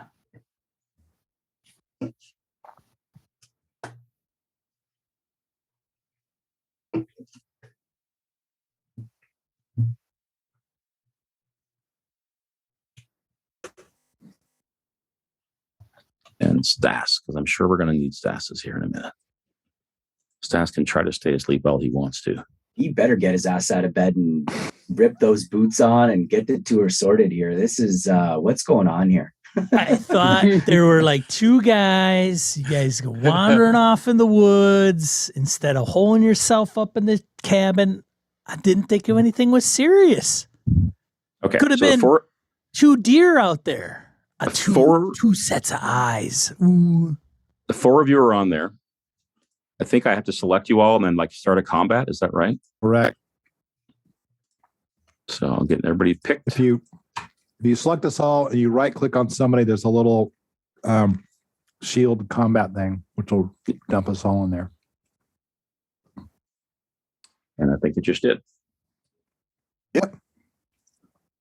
And what type of dice beam will that pull a card? It says roll initiative. Oh, That's interesting. that will roll the initiative. We want to use the draw initiative macro. So I need the same macro, don't I? Yeah. What's good again? Do you want a low card or a high card? Low. You want Okay. it's in order, so 1 goes before 10. Gotcha. Macro. Oh, nice core picture game again. macros. Yeah. Draw initiative. Good old Google search. Yeah, man. So I have to be on the token when I draw. Is that right? Yeah.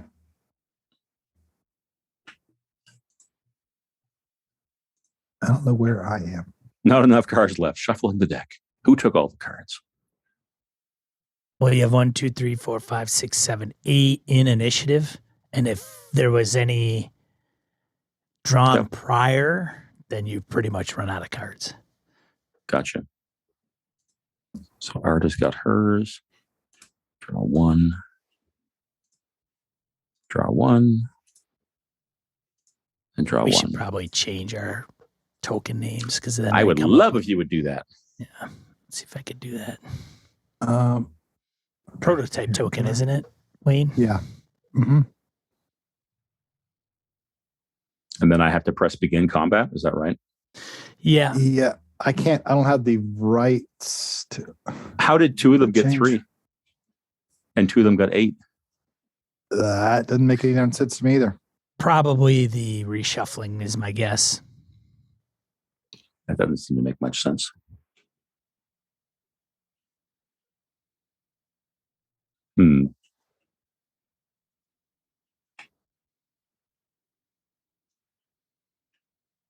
So what happens if Okay, you guys can decide. And then tell you what, for this round only, we'll have the Rust brother that's an 8 will go before Stas, Sean, just because you're asleep. That's fine. We'll see if there's enough racket to wake you up. And then the guard is on 4. Okay, so this all boils down to Garm going first, who's asleep, right? Do we have everything we need in terms of the initiative tracker, or do I need to hit begin combat now?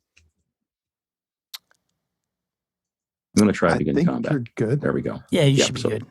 I think all I have to do now is I can use the arrows to like shuffle through whose turn it is type of thing. Yep. Nice. Arms up. All right.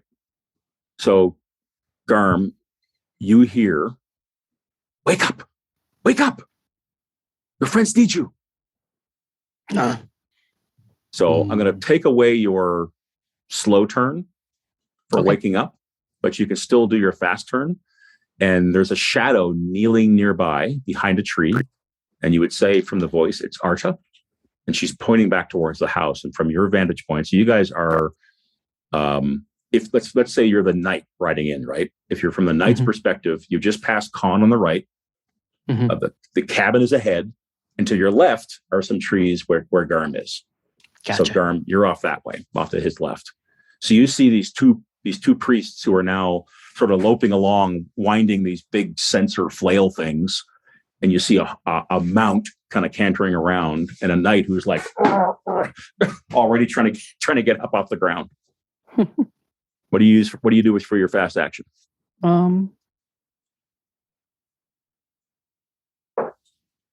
It's not called move. What is it called? Just trying to use this little cheat sheet I have from Sean's game. Does standing up require movement? That's a good question. I think it does. Declare action. I think probably a fast move. I need to get the quick reference in here like Sean had. That's what I need to do. Because I don't have it handy.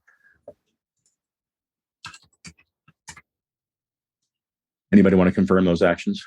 Flee, retreat, run, fast action. Okay, there we go. Yeah, I think I'm just gonna stand up.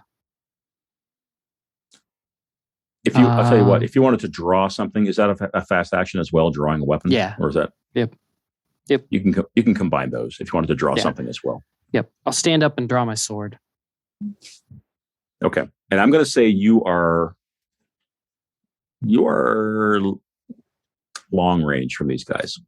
Okay, so you're probably more like 50 meters, 150 feet, something like that. You're a good distance away. All right, so back to our initiative tracker. One of the Rust brothers is going to,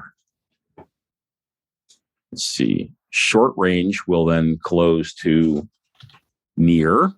So Askelon, he's coming right for you, right? And that's this guy right here.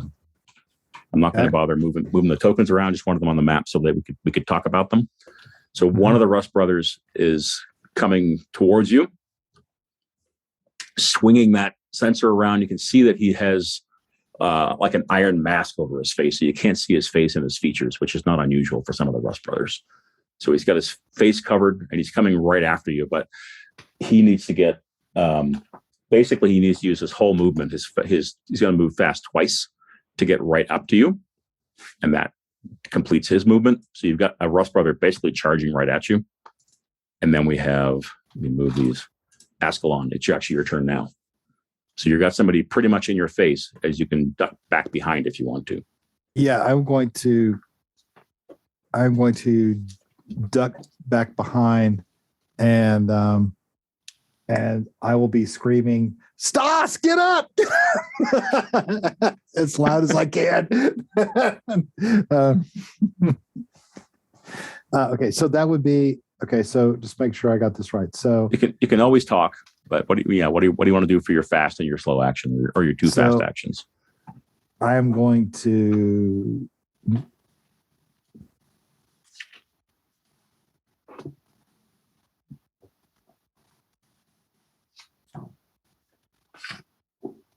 Okay, so is he at arm's length?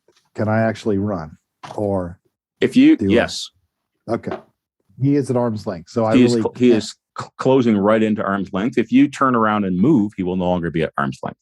Okay, I'm going to then as my I'll do a fast action to run, to move away from him and around the house, shouting for him, and then I will ready my little throwing dagger. That's my other action. Okay, so if he were to come around behind you, you'd have it in hand. I'd have it out. Yeah. Okay, so you run around the back of the house near the doorway that I think Arta left open. And Stas, when we get to you, you're already like, "Whoa, what? I guess I'm not going to get to sleep after all," because he's calling out to you. Conn. All right. So the one that's probably closest to Conn, I don't know that necessarily matters left or right. Harrigan, is either of them within short range? All three of them are within short range, and you are now faced with a knight on the ground. Yeah, his mount. Yeah, the priest. I want to shoot them. Those two.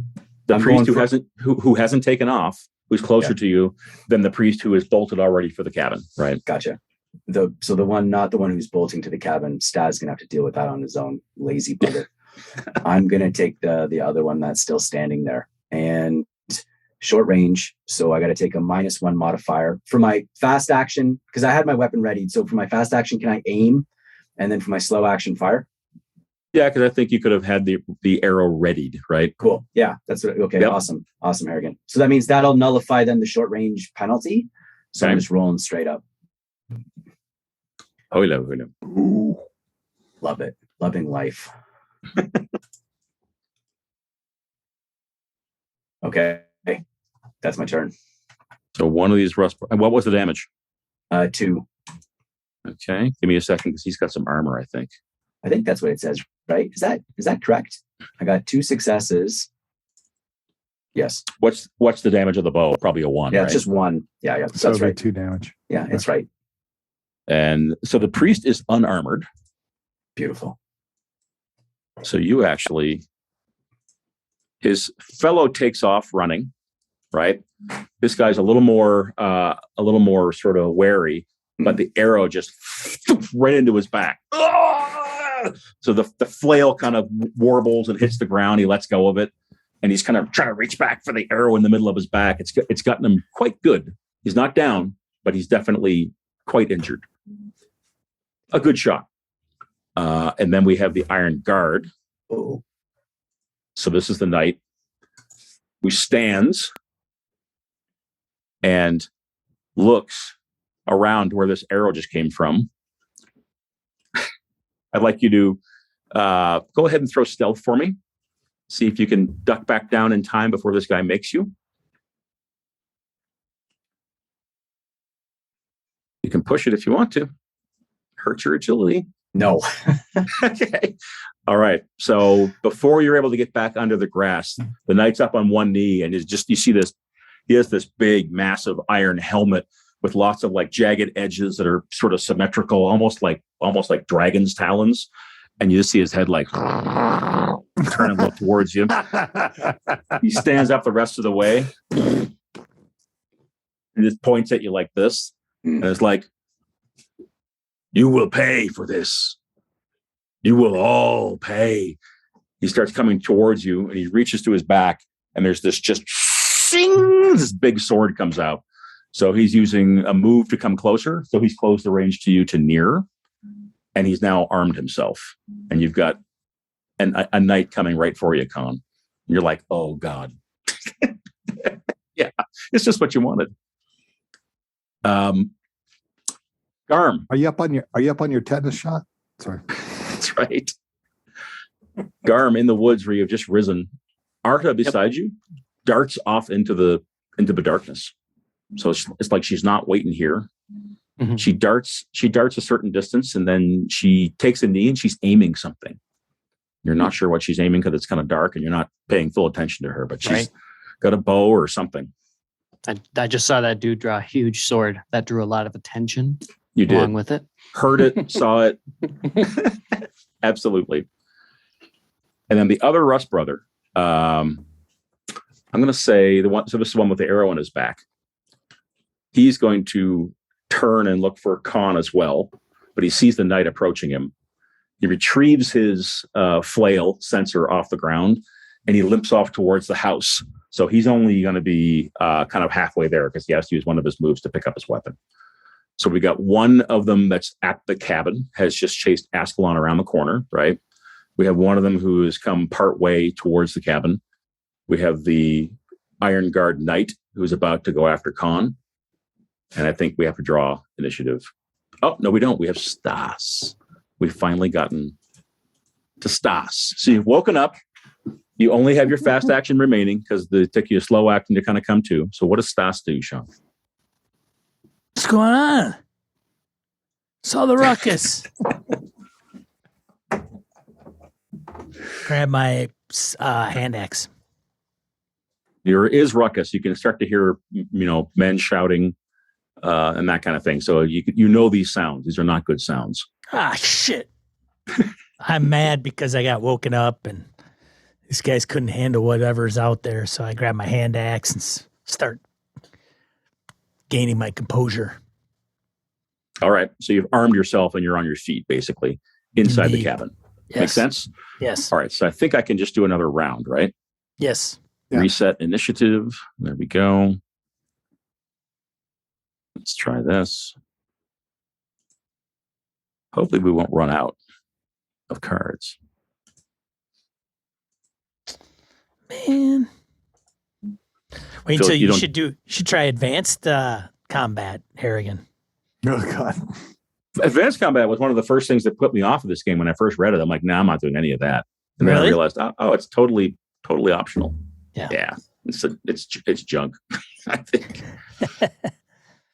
Says I got no cards to draw from, Harrigan. It's a reshuffle macro. Oh, is there a macro for it? Yeah. Oh, I didn't know that. Yes. So can Yes, someone yes, reshuffle the yes. cards? Because I don't have that handy. I don't know if anybody can. How did it pull last time? I'll get it. There's a reset initiative deck. I'll go get it from the compendium here. Macro, core game macros, draw initiative, reset initiative deck. You don't think that's going to give us the same problem? It probably will, but I'm going to hit it. I don't know. So I reset the deck. Go ahead, Phil. I just did. Yep. You got a It one. allowed him to draw one. There must be, what are we missing? There must be something that, because we don't have more than 10. Yeah, I don't know what's Right. going on. What if you reset it now or Oh, yeah. Can you reset the combat round and have us, and then reset the deck and then have us all draw? Do you really want to do that? Not necessarily. Yes. Well, I do because I threw a 10. I Guard see your does. cards. Yes, I think that's the only thing we can do. I see your cards. Oh, and I've got one more Rust Brother that has to draw. Who's that? This guy. Let me draw as well, and then we'll figure this out. no, not that guy. Yeah, that guy. Oh, it was? Okay. Yeah, In it was the that guy. initiative tracker, if you click the token, it selects, like if you're in the initiative tracker and select it, it'll select the right token. Gotcha. So this shouldn't matter too much because, that's how I found him, Sean. I okay. selected him in the tracker and it showed me who it was. Got it. Let's let Conn go first. You guys are the PCs, so you got the one. So Conn, you are faced near distance with this towering. Yeah. All right. Well, I'm gonna desperation play here. He's near. I aim. I fire. I'm like trying to put it right in that helmet hole. Oh wow! Taking a shot with the bow. Yeah. Okay. He's near. So if I aim, oh no, I guess I got it ready. So no, I got a ready action, the bow. So that's my fast action. You don't And get then to I aim, fire. basically. Yeah. So Yeah. I'm not aiming. Okay. Yeah. Oh gosh, here we go. Oh, I want to throw up.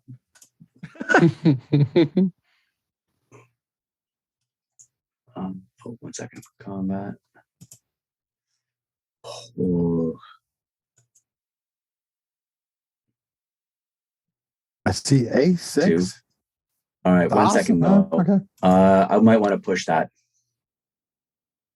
Yeah. And you can push in combat, right, to try to do more damage? 100%. Yeah. Yeah. Yeah, I got to do this. So it was set. Des- Yeah, it would set aside your successes and your failure, and you got one more failure. Shit. Ouch. Yeah. Ouch. That's not So the damage. move. That's not damage that's not your what I agility. wanted. Yeah. Oh, 2 of them too. God, I want to puke now because there goes my bow. That's like my primary weapon. Did you damage it? No, I don't know if I damaged. I did damage the bow 1. Yes. No, By you the didn't. look Oh of it, no, man. I think I did. No. He did. No. Oh, You my didn't. bad. No. My bad. No, Sorry. the- Apologies. The bow. I took the bow's 2 got a agility. 6 and a 2. I took That's 2 a lot of- agility damage, which is still a lot of shooting the dice. bow, right? Yeah. Yep. Yeah. Okay. So you described shooting him in the helm. He's got Yes. 4 armor dice on this helm. Let's see what happens. Oh God. Jeez. Suck. We I can't didn't see see those, them. by the way. Yeah. Okay. So no successes. Okay. Yes. So I think that he turns his head at the last minute, but the arrow goes into the visor. And this is not like a little narrow visor. This is the kind of thing that's open, kind of, there's Yeah. lots of places to fit. So you stick an arrow in his helm, like off the side of his scalp, kind of like, really get him pretty good, actually. That was 2 damage. Is that right? Yes. Wow, he's taking 4, I guess now. That's awesome. Yes. In fact, there's sparks that fly. There's blood as you let go, and he staggers back.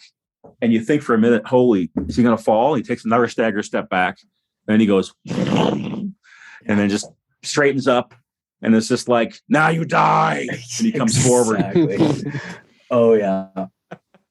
So Conn's standing there with his bow, like, Yeah, it's game over.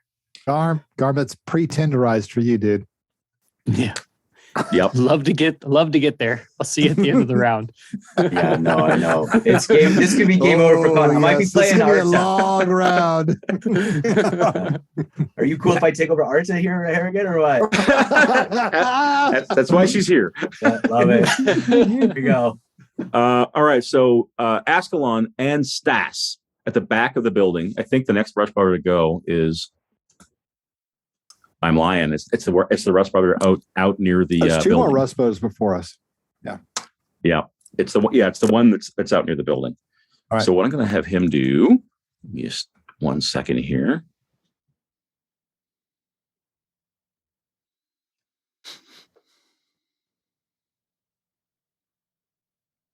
All right, he's going to move. So he's going to continue. He's going to go the other way around the house. If I can actually get his token to move. There we go. I should move these so they're at least in some semblance of order here. 1 sec. A little bit finicky, not too bad. All right, so the Rust brother with the arrow in his back staggers off to the right side of the house, which is the opposite side that Askelon was on. So he appears to be going the other way, and he's no longer swinging that flail because he's kind of walking with a little bit of a hitch in his Still got dead an along arrow in him, right. from the arrow sticking out of his back. Exactly. And when he gets to the corner, he says, "Throw down your arms, offer up your sacrifices to Rust, to the Iron God. Offer him up." So you guys can hear him coming from the other side. Oh boy. And now Okay. and whoever said it is right. Both Rust brothers go before. So now we have the one who was going after Askelon. Askelon, you see him coming around the corner, and he's got that flail, that flaming flail. Ching, ching, you can hear him coming. And he looks at you. It's just like, it's time. You're going to meet your end. It's time. He does not know that Stas is in the house. Right. So he's walking, and he moves, and then he's going to take a swing at you, basically. Stas, you see this kind of flurry of this iron, this Rust priest, this Rust brother, come kind of flashing past the doorway with this thing swinging, going right after, you presume, Askelon, whose voice it was that you heard. So I have to declare dodge before he attacks, correct? Yep. So it's a swing weapon. So you can use one of your actions if you want to parry or dodge. I can't parry with my dagger, so I will dodge. Okay. So you're willing to wind up prone, right? Yes. Because Unless you I want have to take a no -2 armor. penalty. Say what now? You can take a -2 penalty, I think, and remain standing. Yeah, no, I'm not doing that. That's not the I'm point. gonna suck some. I'm gonna suck some dirt. All right. All right. So you are going to be struck unless you can dodge. So he's coming right at you with this thing. All right. Well, we'll see. Only got 3 dice. Roll it up. Ooh, Look I got at 1. Look at you. All right. So you dodge this thing, and you can see that the flail head of this thing actually has a bunch of ridges and knobs, and the thing is like red hot from the coals that are in it. So it not only would it have like crushed your bones, it would have burned you pretty badly as well. So it just swings right over your little elven head, but you end up stumbling and falling back as well. So you're going to be on the ground in front of this guy. Okie dokie. And it's actually your move next. So what does Askelon do? You're at the mercy of this Rust brother. All right. So the dodge And is actually, Wayne, one last piece of narrative. He looks down at you and he's like, "An elf praise Rust." You're making okay. his night. All right. What are you doing, So Askelon? I have You a have a slow, slow action. action? Okay, so I got my dagger in my hand. You do. Is there a negative from throwing prone? I could assign one if I wanted to be mean. I don't think so. What the fuck? I'm just going. Sorry. I will. Sorry, there. If you're actually going to broadcast that. Way to go, All right. Wayne. Beep. Beep. Beep. Beep. Okay. That's right. We've been clean all session. Now you. Yeah. All right. So I will just say, this elf has something for you. That And I will dagger. throw my dagger at him. All right. He has no dodge or anything left because he used both of his actions. Look at you. Oh my god! I Okay. don't believe it. So it's a good hit. 3 Elf is dangerous. 3 points of damage. Did you roll 3 6s? Look at you. I rolled 3 6s. Let me go to the roller for a second. That's impressive. That's Well done. yeah. not only that is it impressive, so he swings and misses with this flaming flail, but then when he sees you're an elf and he's like, "Praise, yes," and then the pommel and the hilt of the dagger just appears in his Adam's apple, and he's blood pours from his mouth. He falls to his knees, and the censer hits the dirt, boom, boom, boom, boom, flaming, and he just pitches forward and drives the knife the rest of the way through his throat. Nice. It comes out of Nice. the back of his neck. He gurgles and expires. He's dead. One Awesome. throw. I'll say you have beautiful hands. Jeez. That's awful. I'm detecting a horrible behavior that will continue throughout the game here.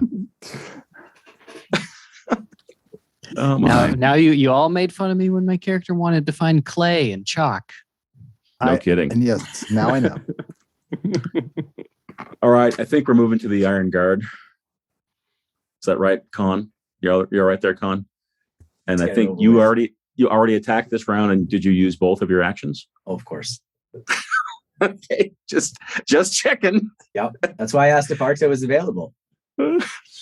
Fair enough. Fair enough.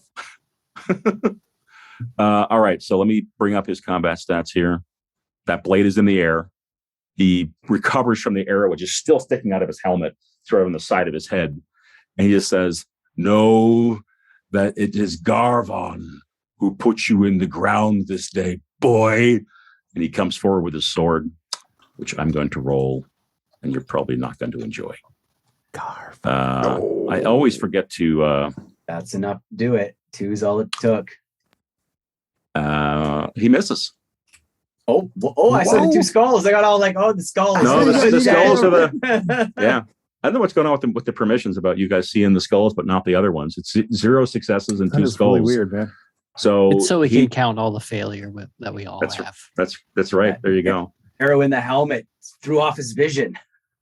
Yeah, clearly there's blood in his eyes. It's coming down his face, and that sword whistles, and it comes relatively near you, and you can tell this is like a head-taking, limb-taking kind of sword. It just misses you as you kind of dance back a little bit. He overextends a little bit. You can tell he's like a little unsteady on his feet. The man's not doing well, but he, resets, and you can tell that he's not ready to give up just yet. Arta. See what Arta does. Give me 1 second.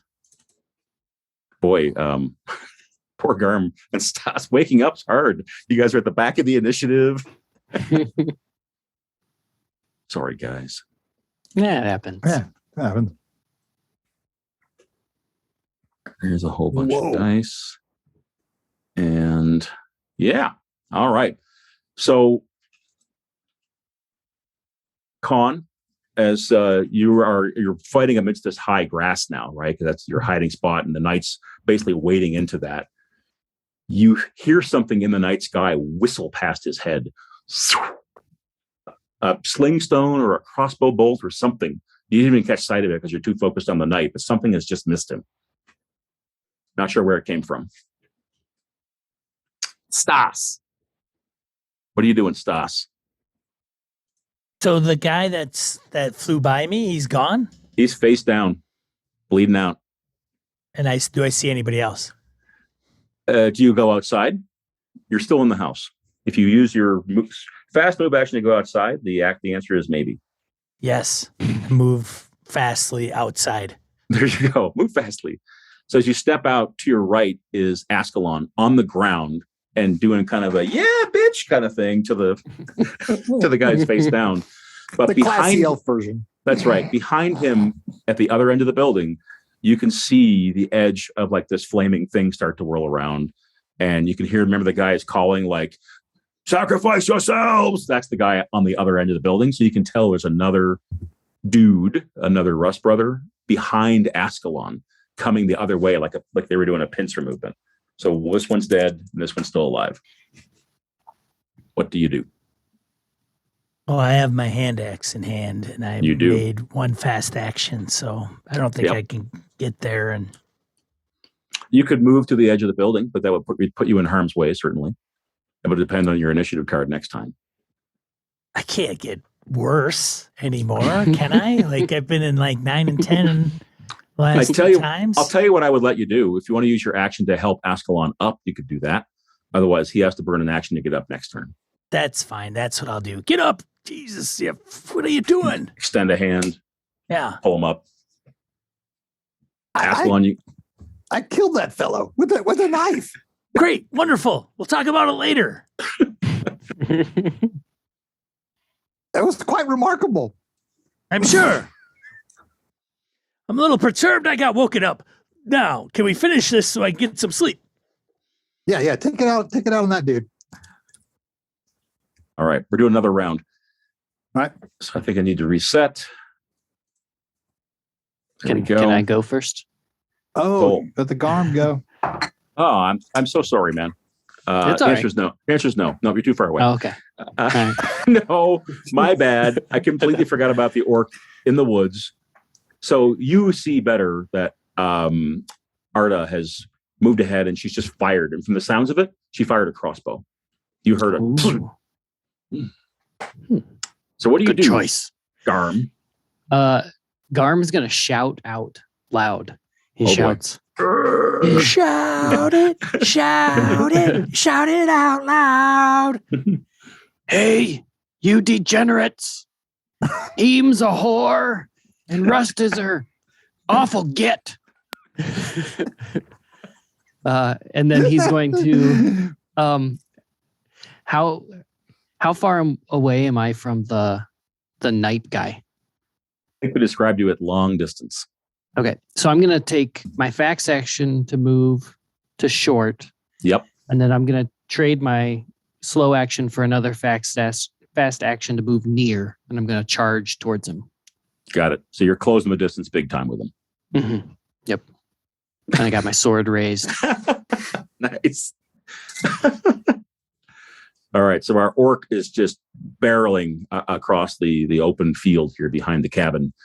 Conn, you can see this behind the knight, and you hear him call out, "Himzor!" And here comes the orc. All right, so I think we need to draw initiative. Is that right? Apologies, Kevin, for forgetting about our giant orc. That happens. It apparently it does. I'm actually drawing fewer cards this time. Did you? Oh, yeah. Let's see which one. I hit the reset, but I don't know if it does anything if I do it. Looks okay so far. Why is my... It didn't pull a card for me? It pulled a card for me. But it didn't consider that. You should put me at a 6. I drew a card, but I don't know why in the tracker it didn't put it in there, Harrigan. Oh yeah. Oh, maybe because I have the... Oh, I know it. Can you... I can give you a 6. Can you remove the rogues and raiders and give me a 6? Oh, look at that. I had the wrong token selected. My apologies. Oh. So you can remove that from the initiative altogether. Yeah, I I think just got if to you- figure out how to do that. Just Give me a right second. click. Yep, I just got to select it. It's behind some stuff. Stand by. Note Okay. to self. Make It's sure out my now, right? My yeah. Yes. Got That it, looks too. I good. gotta put it Thank on you. there, yeah. How does it look? Initiative. This looks like Let's see. crap because I'm still Conn. down in the bottom half again, but that's okay. But the Iron Guard doesn't go until now. Son of a bitch. Yeah. At the you- very Yes. end. It's beautiful. Right at the All very right. end. All right, Okay. he's Called staggering. He's justice. staggering. Yes. Conn, we'll take a fast action and basically draw his dagger. Yep. And then my slow action is to try to stab this big rusty bastard right in the face. All right. All right, here we go. Yep. Oh gosh. He will try to parry. Oh, Oh. that's fine. Use up your actions, big guy. Mhm.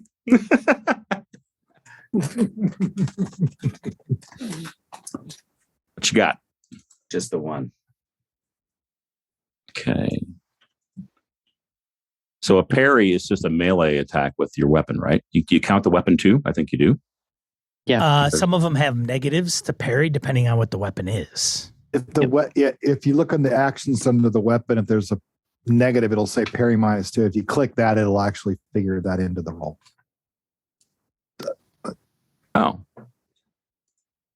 Oh, it's actually a parry button. How about that?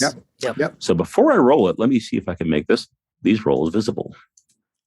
So you guys can see that I'm not cheating. Public roll, please. Yeah, it's public. Mhm. All right, longsword, parry. How many dice did you get? How many successes? One. Just one. Mm-hmm. Uh-oh. Yep. That's fine. You are Yeah, whatever. thrust aside, boy. Just That's about shoved okay. to the ground. That's okay. That's a fast action taken up. You go, you do that. That's cool. Your dagger comes within Yeah. inches of his helmet, but it stops. Sparks fly as he sweeps his blade, catches yours, forces you back. And we have Askelon, who had just been helped to his feet. All right.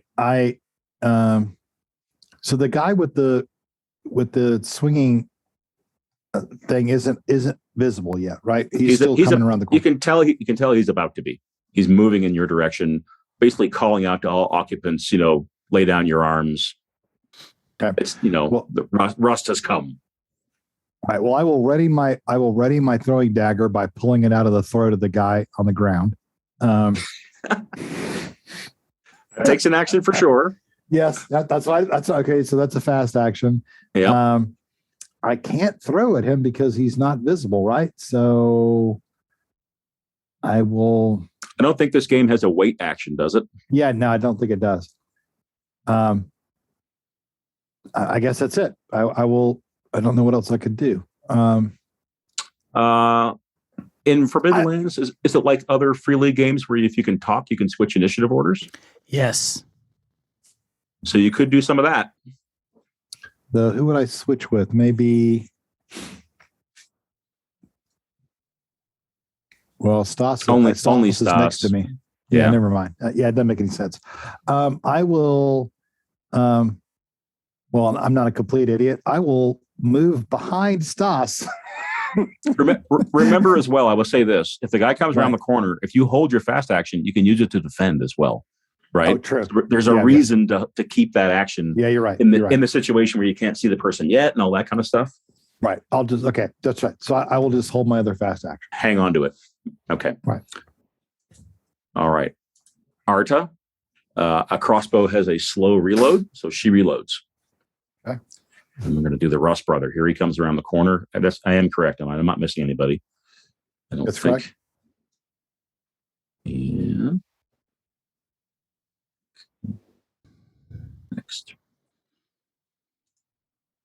Sorry. Stas, Rust brother. Okay, here he is. All right, so he uses his fast action to come around the corner. And when he sees two of you there and his brother on the ground, he looks down. You can see there's a little bit of a droop in that swinging thing where it's kind of like starts to swing a little less. And he's just like, what have you done? Rust will make you bleed for this. Who are you guys picturing as closer to him right now?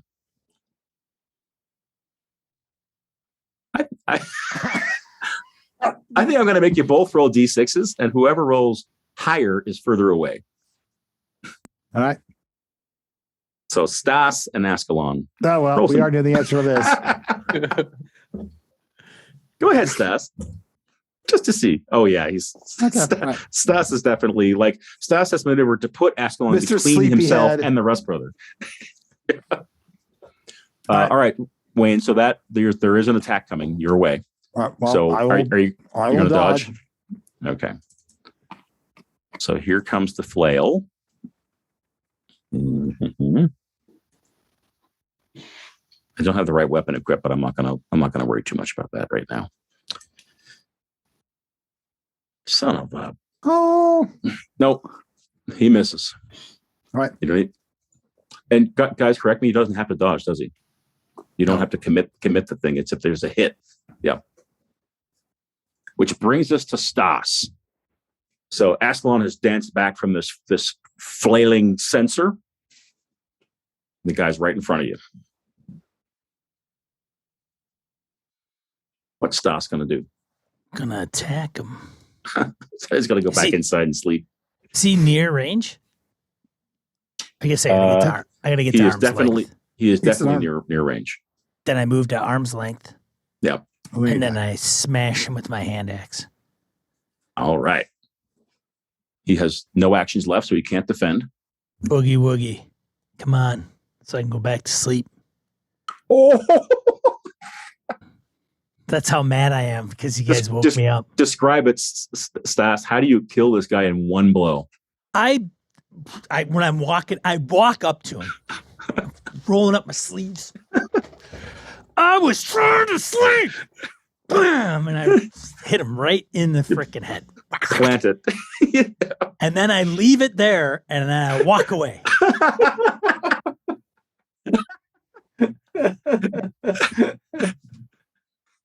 I think he does one of those things where he drops to his knees and his body falls in a way that he doesn't collapse all the way. So he's left sort of half crouched with the axe in the middle of his head. Quite dead, quite instantly dead. Oh, Garm. It's on our orc. Yeah. You're Garm at short, again says, yeah, you're at "He's a short range, right? whore." Or Yep, you're at near and range. I'm at forget. near. Near, okay. I'm at near. And so I'll use a fast action to close. And then I'm Yep. going to swing my sword at him. Okay. Because you have bellowed, I'm going to say that he has some awareness you're coming. Yeah. So he's Yeah. giving you one of these where he's got his sword, but he's just kind of, keeping track of the two of you. So he's already used one action to dodge, hasn't he? Mhm. Can you do that twice? As long as you have the actions. Yeah. Okay. He may end up doing that again. We'll see. Go Mhm. ahead and take your best shot there, buddy. Oh dear. look at Phil. I think he has to try and dodge here, or I should say parry. Right. So let me bring up his sword. Here comes the parry. parried one of them. So Garm, describe how you bring down Garvin. Yeah, The he doesn't Iron turn. Guard. He doesn't turn fully towards Garm. So Garm comes up and kind of shoulders that sword that he was kind of holding to the side and just swings all the way around and clear through the neck. Head comes off. And then he Nice. like the head's like kind of like falling off of his shoulders, and Garm actually kicks the head so that it moves off to the side and just shoves the body over. Ooh, the head I of the hate helmet these is like guys. clang, clang, clang, clang, clang. Perfect Oh. timing. Perfect timing. Couldn't have planned that better. It's like we drew it up, I think is what you usually say. Woo.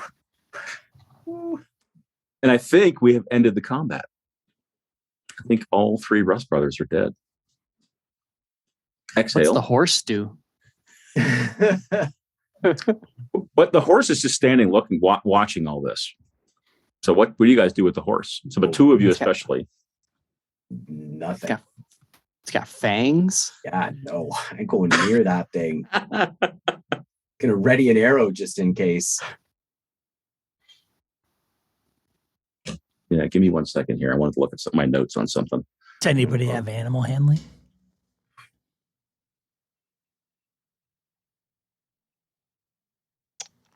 Wayne, you're I know muted, where- I think. Demon handling. Demon I'd let demon that thing- animal handling? Let that thing wander Right. off. Yeah. Let it wander off. It's a foul thing. So Garm you will get step- you get a better look at it. Sorry. And it's probably 100 feet away or 75 feet away or something like that, right? By now it's kind of cantered to the back. You can see that it sort of looks like it wants to go into the woods. But the look you get, it has these like pure black eyes that have a glint of red. It definitely has a mouthful of sharp fangs. And it also has almost like a rack. It's a horse, but it has kind of an antlery thing going on. And you can see blood dripping from the rack. You can tell that if you don't do anything, the thing is about to canter away into the woods. Or you can try to capture it. Or fight it. That looks horrific. We're gonna Yes. let it run, right? Like Yes. Harrigan, would I know anything about those horses, having grown up with the Rust brothers? What you would know, Conn, is that as you move through the ranks in the Rust brothers, there are some of the, I'm forgetting what they're called, not misshapen, but misborn or something like that. Some people who have some disfigurements and that sort of thing. And frequently, as you move up in the ranks, you submit yourself to some of the higher ups in the church to have that done to you. And the same thing is done with the mounts. So these people who have the higher positions will have animals that have been like fused with other things. And that's what you think this thing is, this Okay. mount. All right. And it gives I guess you a horse neigh that isn't like a just like, but then it thump thump thump thump thump thump thump thump Yeah. thump into the woods. I guess the question I have is like, do they have an intelligence to go back to camp? Or is it just going to go off in the woods? Like, do they return? Like, if there are any stories of riders having died in combat, but the horses go back to camp, things like that, or do they disappear? This is an animal. It's not a mystical beast, right? Got it. So it's not Okay. going to just evaporate or anything. Yeah. But I think it wouldn't be unheard of for there to be tales of this one mount save the night by doing X, Y, and Z. But it wouldn't be like they're commonly known to go and like fetch other Rust brothers and bring them Right on. here. That's Perfect. not a common Yeah. thing. Yeah. Okay, sweet. All right, then let it go, Garm. You're right. Just let it go. Let it go. Stops Let it stops at the edge of the woods, turns and looks back at you, snorts one last time, then turns and into the woods. Guy here. Get. rude gestures aplenty. Indeed. Stas, you absolutely did not get your rest. I'm sorry to tell you. Hmm. The exertion of the hand axe, all right. So with 15 minutes to go here before we hit the 3-hour mark, do you guys want to do a little bit more in the scene and talk about what you do in the aftermath, or do you want to pause and do XP and resume here next time? What do you want to do? Well, there's only one more quarter, and I don't know how much we would. You know what? If you guys want to, I'm willing. I can go another half an hour if you want to. It's fine with me. I'm okay doing that. In which case, we could do another quarter. I'm sure. Yeah, whatever. Let's do that. Phil, are you okay? Kind of. Yeah, that's fine. Okay. Let's do that Late so we for can you. kind of, close the scene. Yeah. close the scene, and we can kind of start fresh. Whatever. Okay. So describe for me how you what do you do with the bodies? Like there's this moment when you're all kind of come back together and realize adrenaline starting to ebb a little bit. Arta has come back and she's carrying this crossbow over her shoulder that she got from God knows where. It's like big enough that it wasn't hidden on her person, right? It's not like a big arbalist giant crossbow, but the thing is like 3 feet long. Yeah, it wasn't something she had like just under her. Did not have it beneath her robes. No. Gotcha. Garm just kind of nods. Good shooting. We killed 3 of them, she says. 3 of them. I'll go over to her and I'll say, thank you for sticking with us and fighting alongside us. She just nods. Okay. If I may, from what I understand, well, not what I understand, I know these guys are real a-holes. Do we burn them? Do we just set them out for the ravens to peck at? What do you think? Well, I think we should sure. I'd like to search them first. And, well, yes, yeah. We'll take what we can. I'd burn He them. says, what? lots of ideas. No, it's you. I mean, you loot the bodies without a doubt, Askelon, if that is your wish. But I mean, burn them. I mean, they follow rust. They would want to be in the dirt where their armor would continue to rust. If we burn them, we will deprive them of that pleasure. Just burn them. Good idea. That sounds like a lot of effort. I was just going to say, push them off into let the minnows eat them. They will continue to rust. They will be by their god. But whatever. Oh, wow. We can burn them. All right. First, let's check their pockets. They might have some good gear. Maybe we can fix that armor into something nice. Oof, good luck with that. It's true. So this is the fourth quarter? We're starting the fourth quarter. Let's end the third quarter right here. By about midnight, you've won the battle. So you'll have to figure out if somebody's going to rest, because none of you, except for even Garm, didn't really get a full rest. I can stay Right. awake. Garm offers. I'll keep So, watch. He's put it this way. kind of pissed. You have not buried the boy and the man. Mm-hmm. The bodies are littered everywhere around here, right? The 2 sensors are probably laying in the dirt, kind of lowly burning. The horse is left. The 5 of you now have come back together. So what's the overall plan? Then we'll talk about actions for the quarter. At the start of the fourth quarter, what are you doing?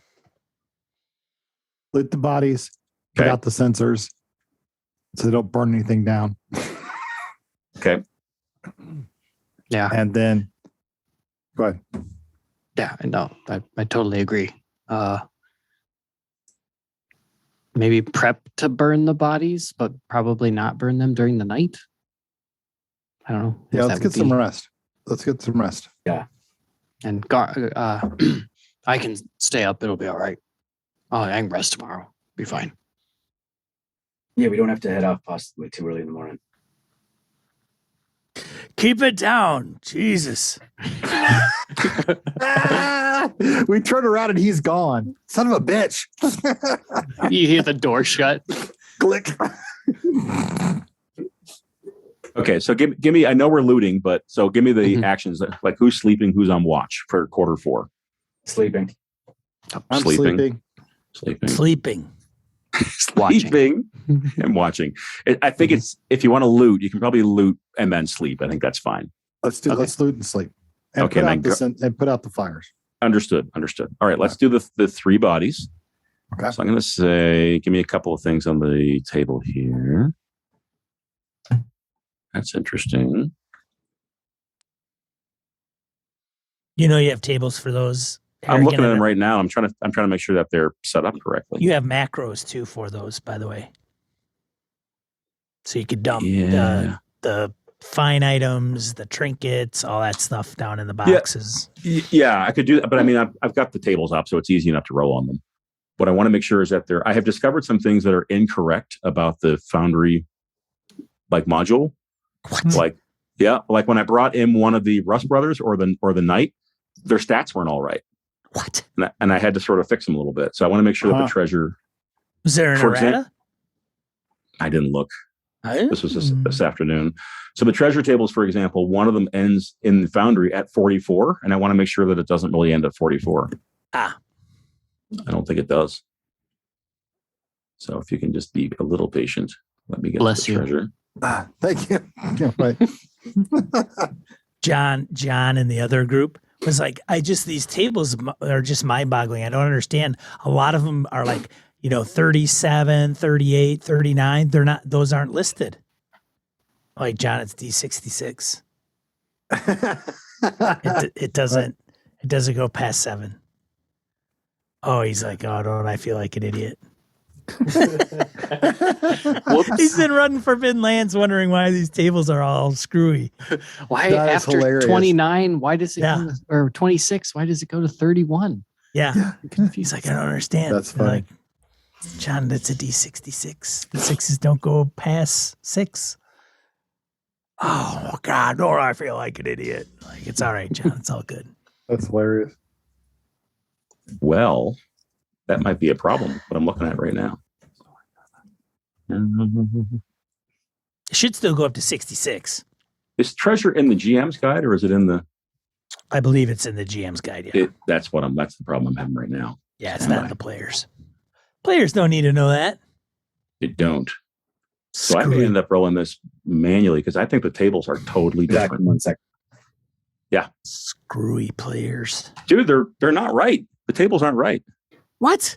No. Let What are me you paying for in these things? simple carried fines. I paid $12 hard-earned dollars for this. Yes, right. $14 For all for of this. Not only that, you'll love this. Some of the values are above 6 in the 10s in the 1s digit. So you Shut can't up. roll them. 38, 39, 40, That's 39. crazy. You can't roll 39. That's redonkulous. Who put All right, those I'm gonna- together? I think Gonna I have try one. access to them. I should look at them. You should. Roll table, core game tables. Yeah, What are you they're all looking- like this. What are you looking under? I am Valuable looking under- items? Treasures and fines. Pick one. I did simple carried fines. Did you? Okay. I wonder if either I type something in or it's. I don't think so. No, they've all Simple- got this. See that? See it? Are messed up. They're hosed. They're all Yeah. hosed. Yeah, they're totally hosed. For they've some got- reason, copper it's weight. coins Oh, you has know a what, weight- though? Has a You know The what, weight of Harrigan? 21. They are rolling a 1D44 though. yeah. They're not it's rolling the a same D. thing. They're not. They're rolling. Yeah, they're rolling a 1D44 because it doesn't matter to the table. It's just one. They're not doing it per the book. They're doing it. What? Okay. Don't Why I not? mean? Yes, it's screwy, but maybe it doesn't. Maybe it's hard to roll a D66 table. It If shouldn't there's be. only one result, so the tables just have a weight for the number of times you could achieve that result, and then it generates its own random number scheme based upon the weight. I don't know if I trust it, but I'll roll on it and we'll see what we get. So for the first of the two dudes, The weight- 17 gold. There's only one entry on the simple carried fines, Wayne, that has a different weight. One row. and that's correct because Okay. 2d6 copper coins is 11 through 31 on the D66 table. So I think they did it. They just didn't do D66, right? They They just didn't went do one D66. through why the Right. hell would you do that? 1 if through you're doing- 44. Yeah. Yeah. I still don't believe it's going to work, but I'm going to try it. If you roll the table, it should work. Yeah. We'll see. 22 copper. Right.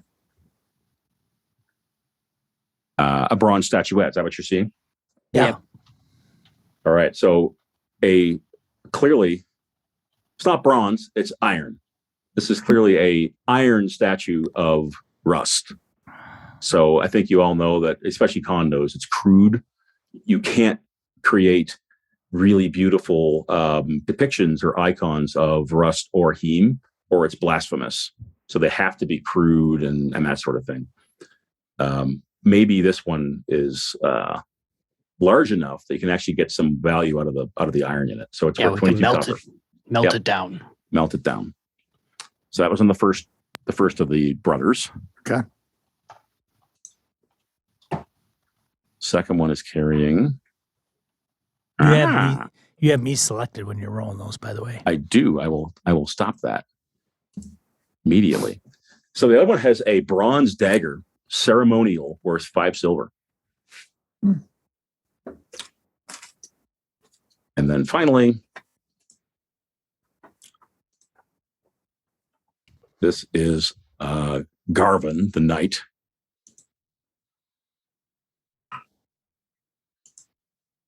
Oh, Pearl. you find a pearl in his pouch.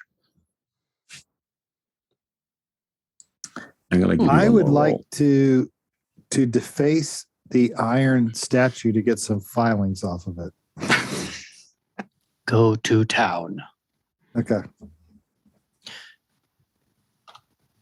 And I am cutting the hand off of one of those dudes. I will There you gladly are. help. Has weird inscriptions. So that's the pearl.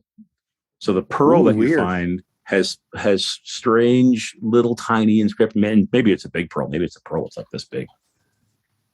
Some things written on it. Feels kind of strange in the hand.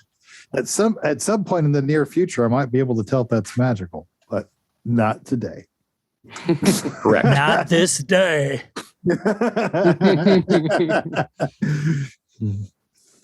And I think between. Sorry, go ahead, Kevin.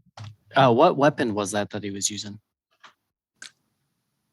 He had a longsword. So you know what? I'll go through that. If you guys are okay with it, I'll go through their gear as well. Right. Okay. There's something else I'm going to do. Just going to do this quickly.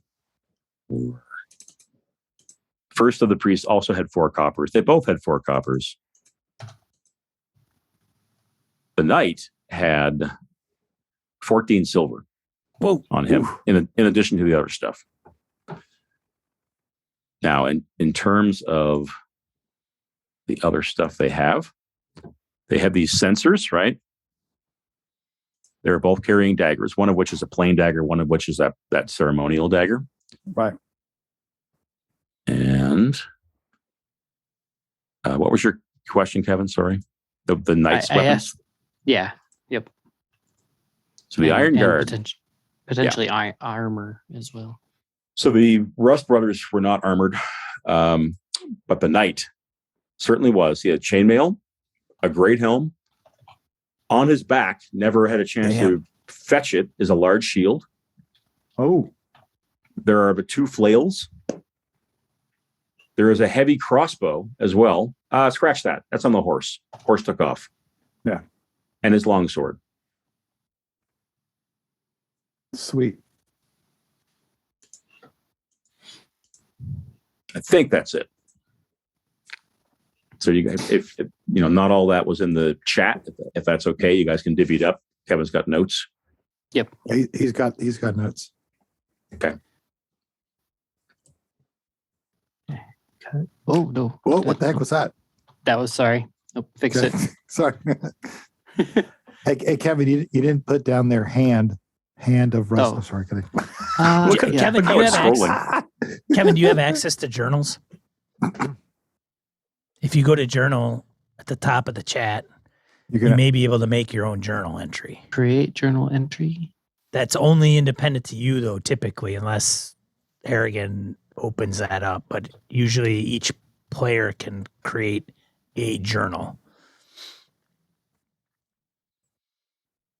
Just so you know, like you could put the stuff in there. But if you can, I'll look into it. I think coming off of tonight, there's a few things we all want to do. Like, let's get you guys to get pictures of your characters and attach to the icons. Send them to me. And there is nobody that looks like me. No, nobody. The armor and the great helm look very much like Rust brother stuff. Oh yeah, they do. They're sturdy. They're not about to fall apart, but they're absolutely Like the chainmail has chains hanging off it too to make it extra heavy, and there's extra rust that's kind of all over the place. The helm is just not in good. It's not been looked after, but it's sturdy. Taking the helmet, you have to take it off the guy's head, right? So when you do that, and I think he announced who he was, right? His name was Garvon. Garvon has one eye that is stitched shut, like looks like he lost it at some point. And then he has on one cheek a bird eye that has opened, like a black raven's eye or an eagle eye kind of thing. And on the other cheek, there are two beaks that are poking out, like he had a part of a bird embedded in his head. God. Damn rust brothers. I love the expressions. Fucking weird. Filthy rust. I actually, Askelon's like, that's fascinating. It's unnatural. Askelon, you can assuredly. Yeah. It's some sort of fusion of flesh, of monster and man, of demon and human flesh, something like that, which is not uncommon with Rust Brothers.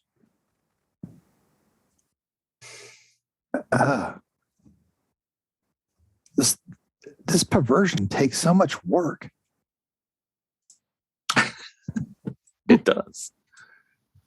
All right, we're gonna You do. humans are so fascinating. I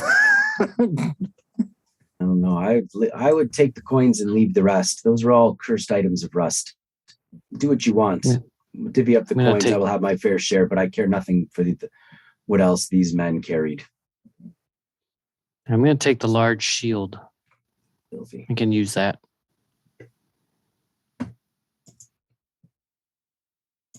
Couldn't these I will leave the extraneous chains be removed from the chainmail? It could, absolutely. The whole thing could be kind of cleaned up. So, I don't know if you guys know this stuff, but the knights of old, they would store their chainmail in a leather bag filled with sand, and then you just roll this bag around, and the sand scrapes the rust off of the chainmail, and then you pull it out and shake it off, and you've got clean mail.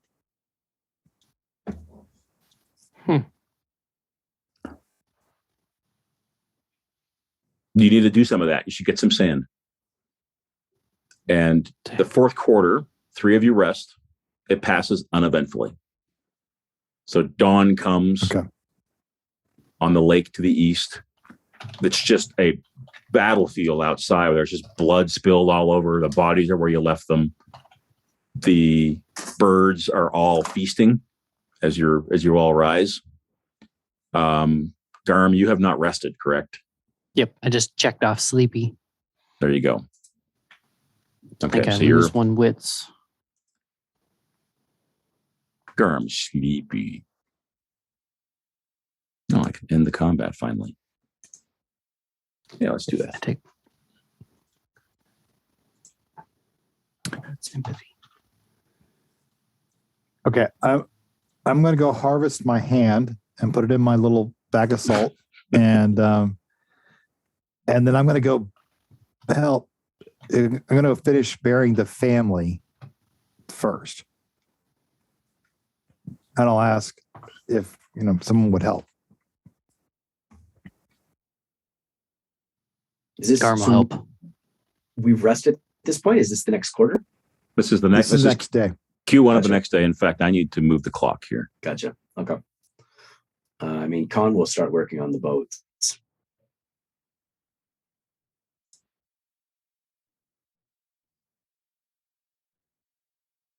Day. Sorry, I have to figure out the clock controls here. Stas, give me a hand with these boats. I went to bed. No, I think we're past that now. Oh, we are? He's still sleeping. Yeah, he's that guy. Sleeping the quarters away. Yeah, we've just finished basically Q4, which is midnight to 6 a.m. 3 of you slept, Garm stayed on watch. It was uneventful. So as the sun comes up, the birds are outside feasting. I should roll weather, but beyond that, the four of you are able to do what you need to do. Garm is sleeping, so he could sleep or rest or not. And I don't know if did someone else click the weather? Maybe it did that by itself. Rain is in the forecast. You can see storm clouds gathering. Okay. Great. Well, I want to get the family buried. I will. Yep. Which will require some help, right? Okay. Who's going to help Askelon with the burial? Get time for that. We gotta get this boat going. Why, Askelon? Why are you doing that? You don't even know these people. We need to get the boat sorted. We need I to don't get out want of here any more of these before damn more birds rust. giving us away. Hey, before Garm goes to sleep in the first quarter, he says, I can work on the boats, but I should sleep first. If you take care of everything else, we can, tag team the boats.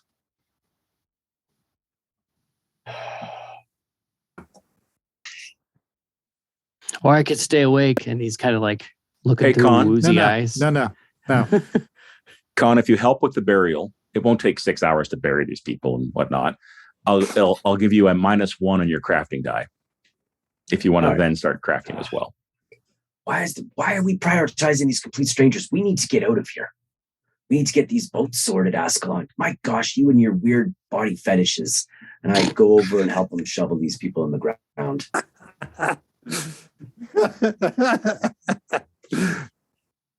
So Arta says silent prayers while you do that. She stands by the graveside. You put both bodies in the ground, start shoveling the dirt on top. She just kind of stands looking down at them. Okay. But when you're nearly finished, she turns and walks from the grave. So not much ceremony from her.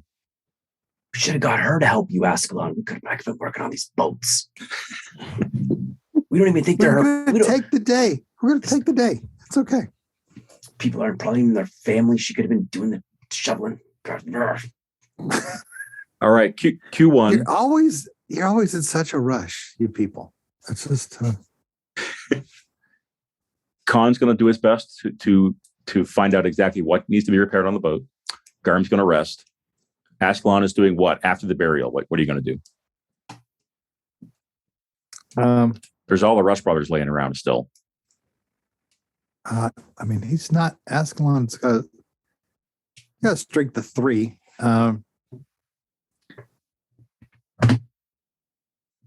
I guess he will. I mean, it's raining. It's not going to be. I'm not going to get a fire going. I'll just pull the bodies, together. I guess. So I will say, by the time you have the burial finished, the skies have opened and it is raining pretty hard. So it starts with a drizzle, but within the hour, it's like it's coming down. Okay. You pull the bodies together, and Arta stops by and says, "Leave them. Let the birds eat them." Say the same thing. That's about the smartest thing I've heard this girl say. What are you doing? Give them no attention. We don't have time for this. What are you going to do? Sleep some more? No, but we got to get going. We can't stay here all this time. We can't get going until the boats are fixed. We've got one boat that works. And we got too many people. What is it with you hung up on these people we don't even know? Askelon, help me out. He's looking at their hands like, yeah, right. I mean, they're very interesting specimens. That's fine. Chop off their hands. Let's move on. Arta says, "They're filth," and she spits at them on the ground. Yeah, filth. Okay, without skipping a beat, I'm going to turn and say, so did you know them before you came to live here with this family?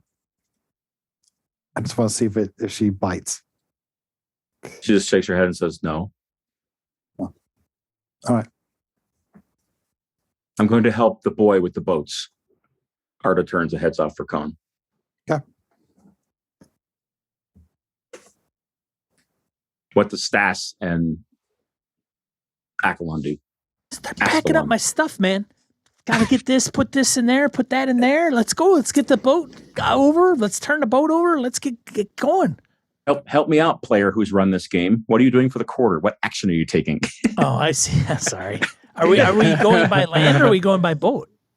Well, we have to wait for them to fix the boat. So we're until noon, Garm is going to be sleeping and Conn's going to be working on the boats.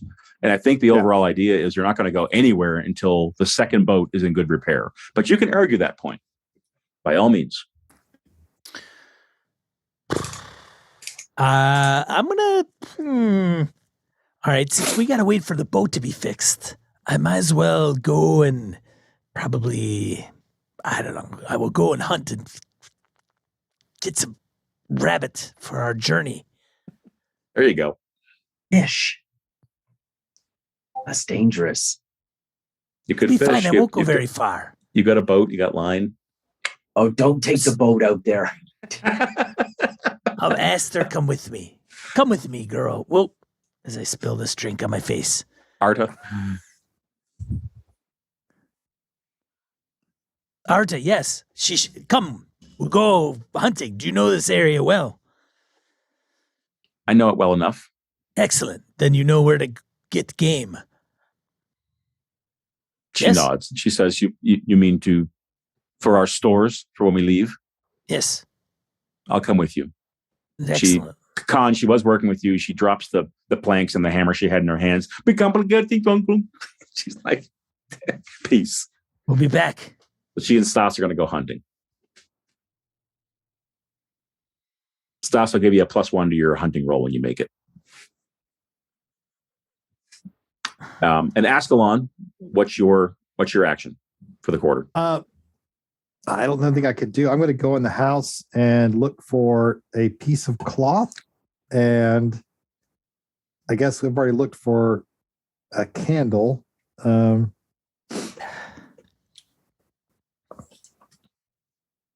Is there?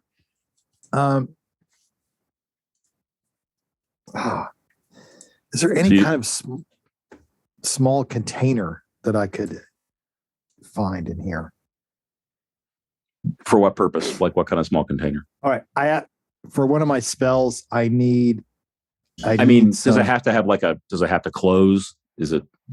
Well, it has to be rotten food. So I don't really want it to be, I don't want to carry with, a diseased, dead. 50-50, Wayne, throw a D6. If you get a 4, 5, or 6, you can find the container that you need. Sean, you just rolled find prey. Is that right? I did. You successfully hunt. Correct. Now we have to figure out what you found. Okay. A boar. Boar's attack if you fail. Yeah, this will be fun. All right. All right. So did you add 1 to your roll for Arta? I did not roll for Arta at all. Okay. All right. So for your hunt, I'm sorry. I'm sorry. I added a 1 modifier to my roll originally. Yeah. Yes. Yeah. Okay. So I'll let you do the same thing for trying to take down the boar, right? Difficulty is -1, however. So +1, -1? Yeah. So you're flat. Okay. All right. Ooh! Lucky. All right. Come here, pig. Look at this. See it. You see it up there. Here it comes. Yeah. And so, Wayne, I have an idea for what Askelon's doing, because you're kind of searching, foraging, etc., and you probably even want to take a hand at some point, right? Yeah. Can we also say that you're keeping watch, because no one else is keeping watch this quarter? Yeah. Okay. I'll probably apply a modifier because you are distracted. That's fine. Okay. Yes. So Stas and Arta come out of the woods with a boar, and Sean, you've got 4 meat and 2 pelts. Whoa. Mm-hmm. Yeah. So you know how that works, right? Unless you cook it, you have to use it today, I think. So that can be up to 4 meals. Correct. And I do not have, I don't have cook yet. Gotcha.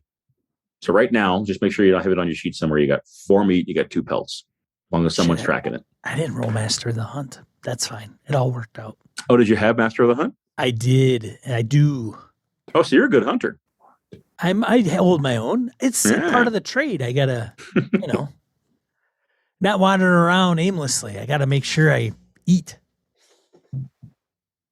Arda just looks at you as you're bringing the boar back. You're dragging it, I imagine. She's just like, good shot. You know what you're doing with that. You have a bow, or is that what you used? No, hand axe. Jesus, he killed the boar with a hand axe. Yeah.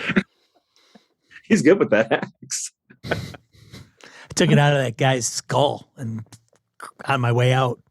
I'll be right back. That's right. Son of a shit. I kick it.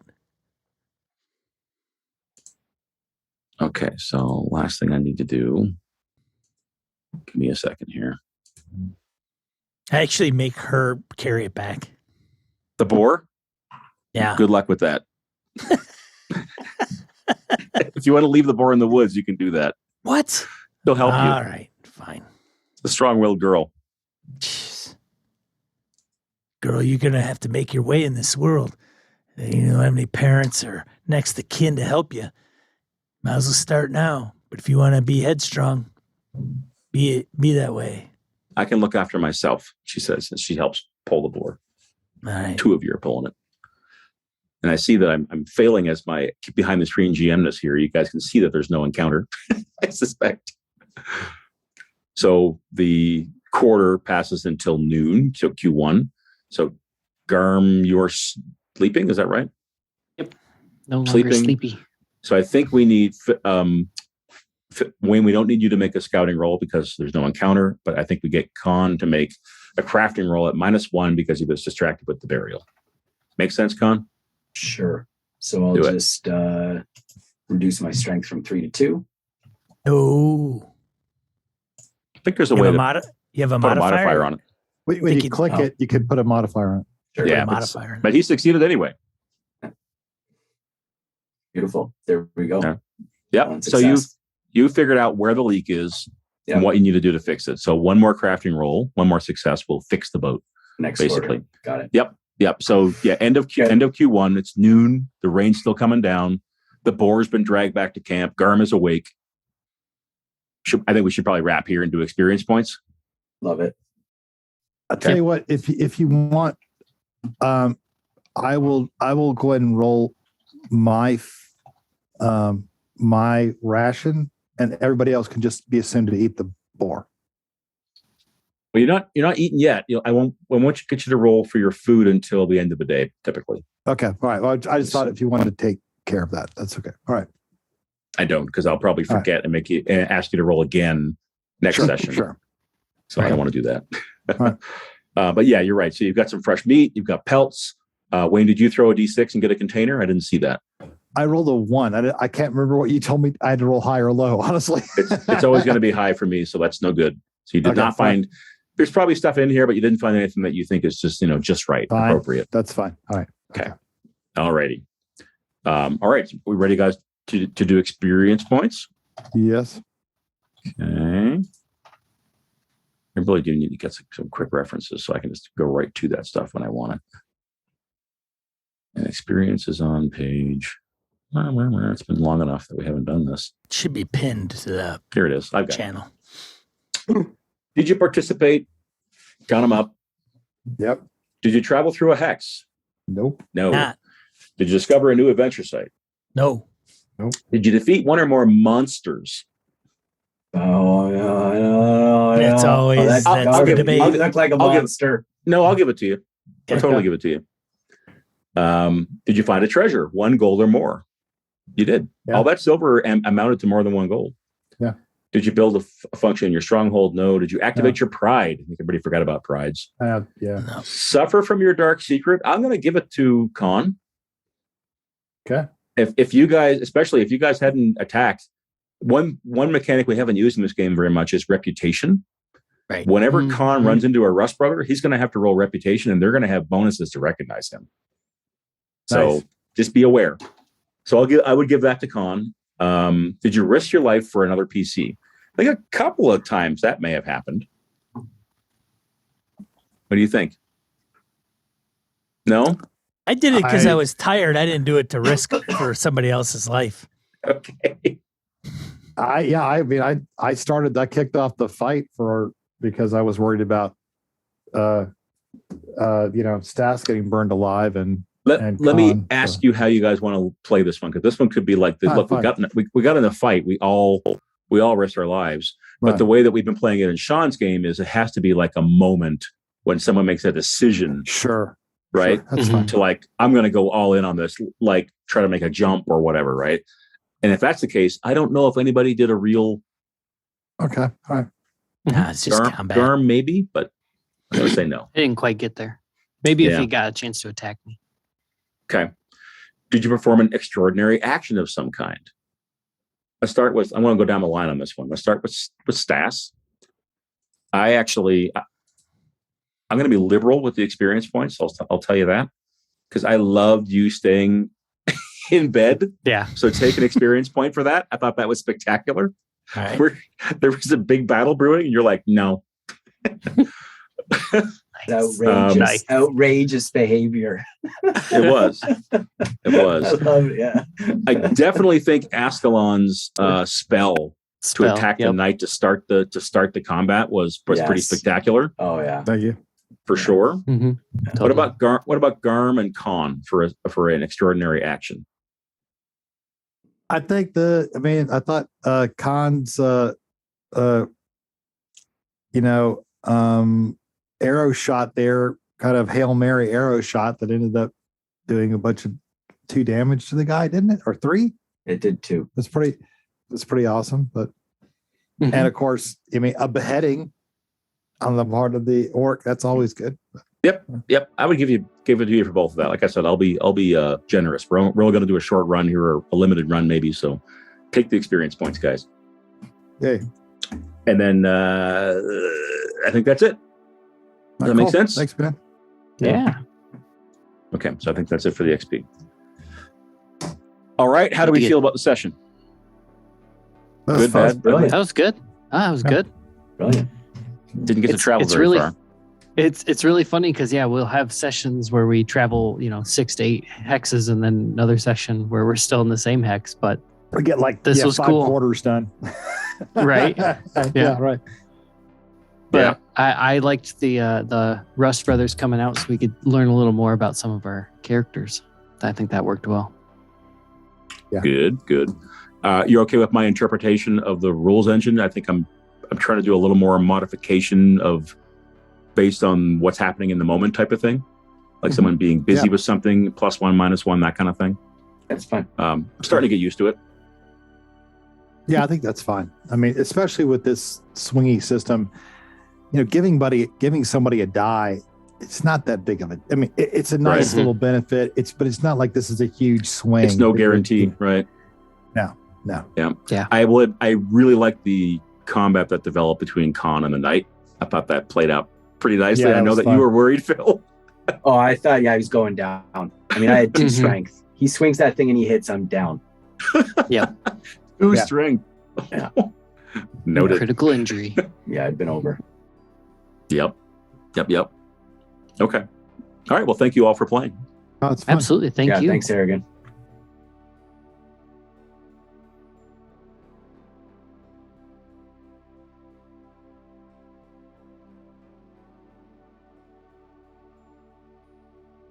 This has been a Litterbox Studio production.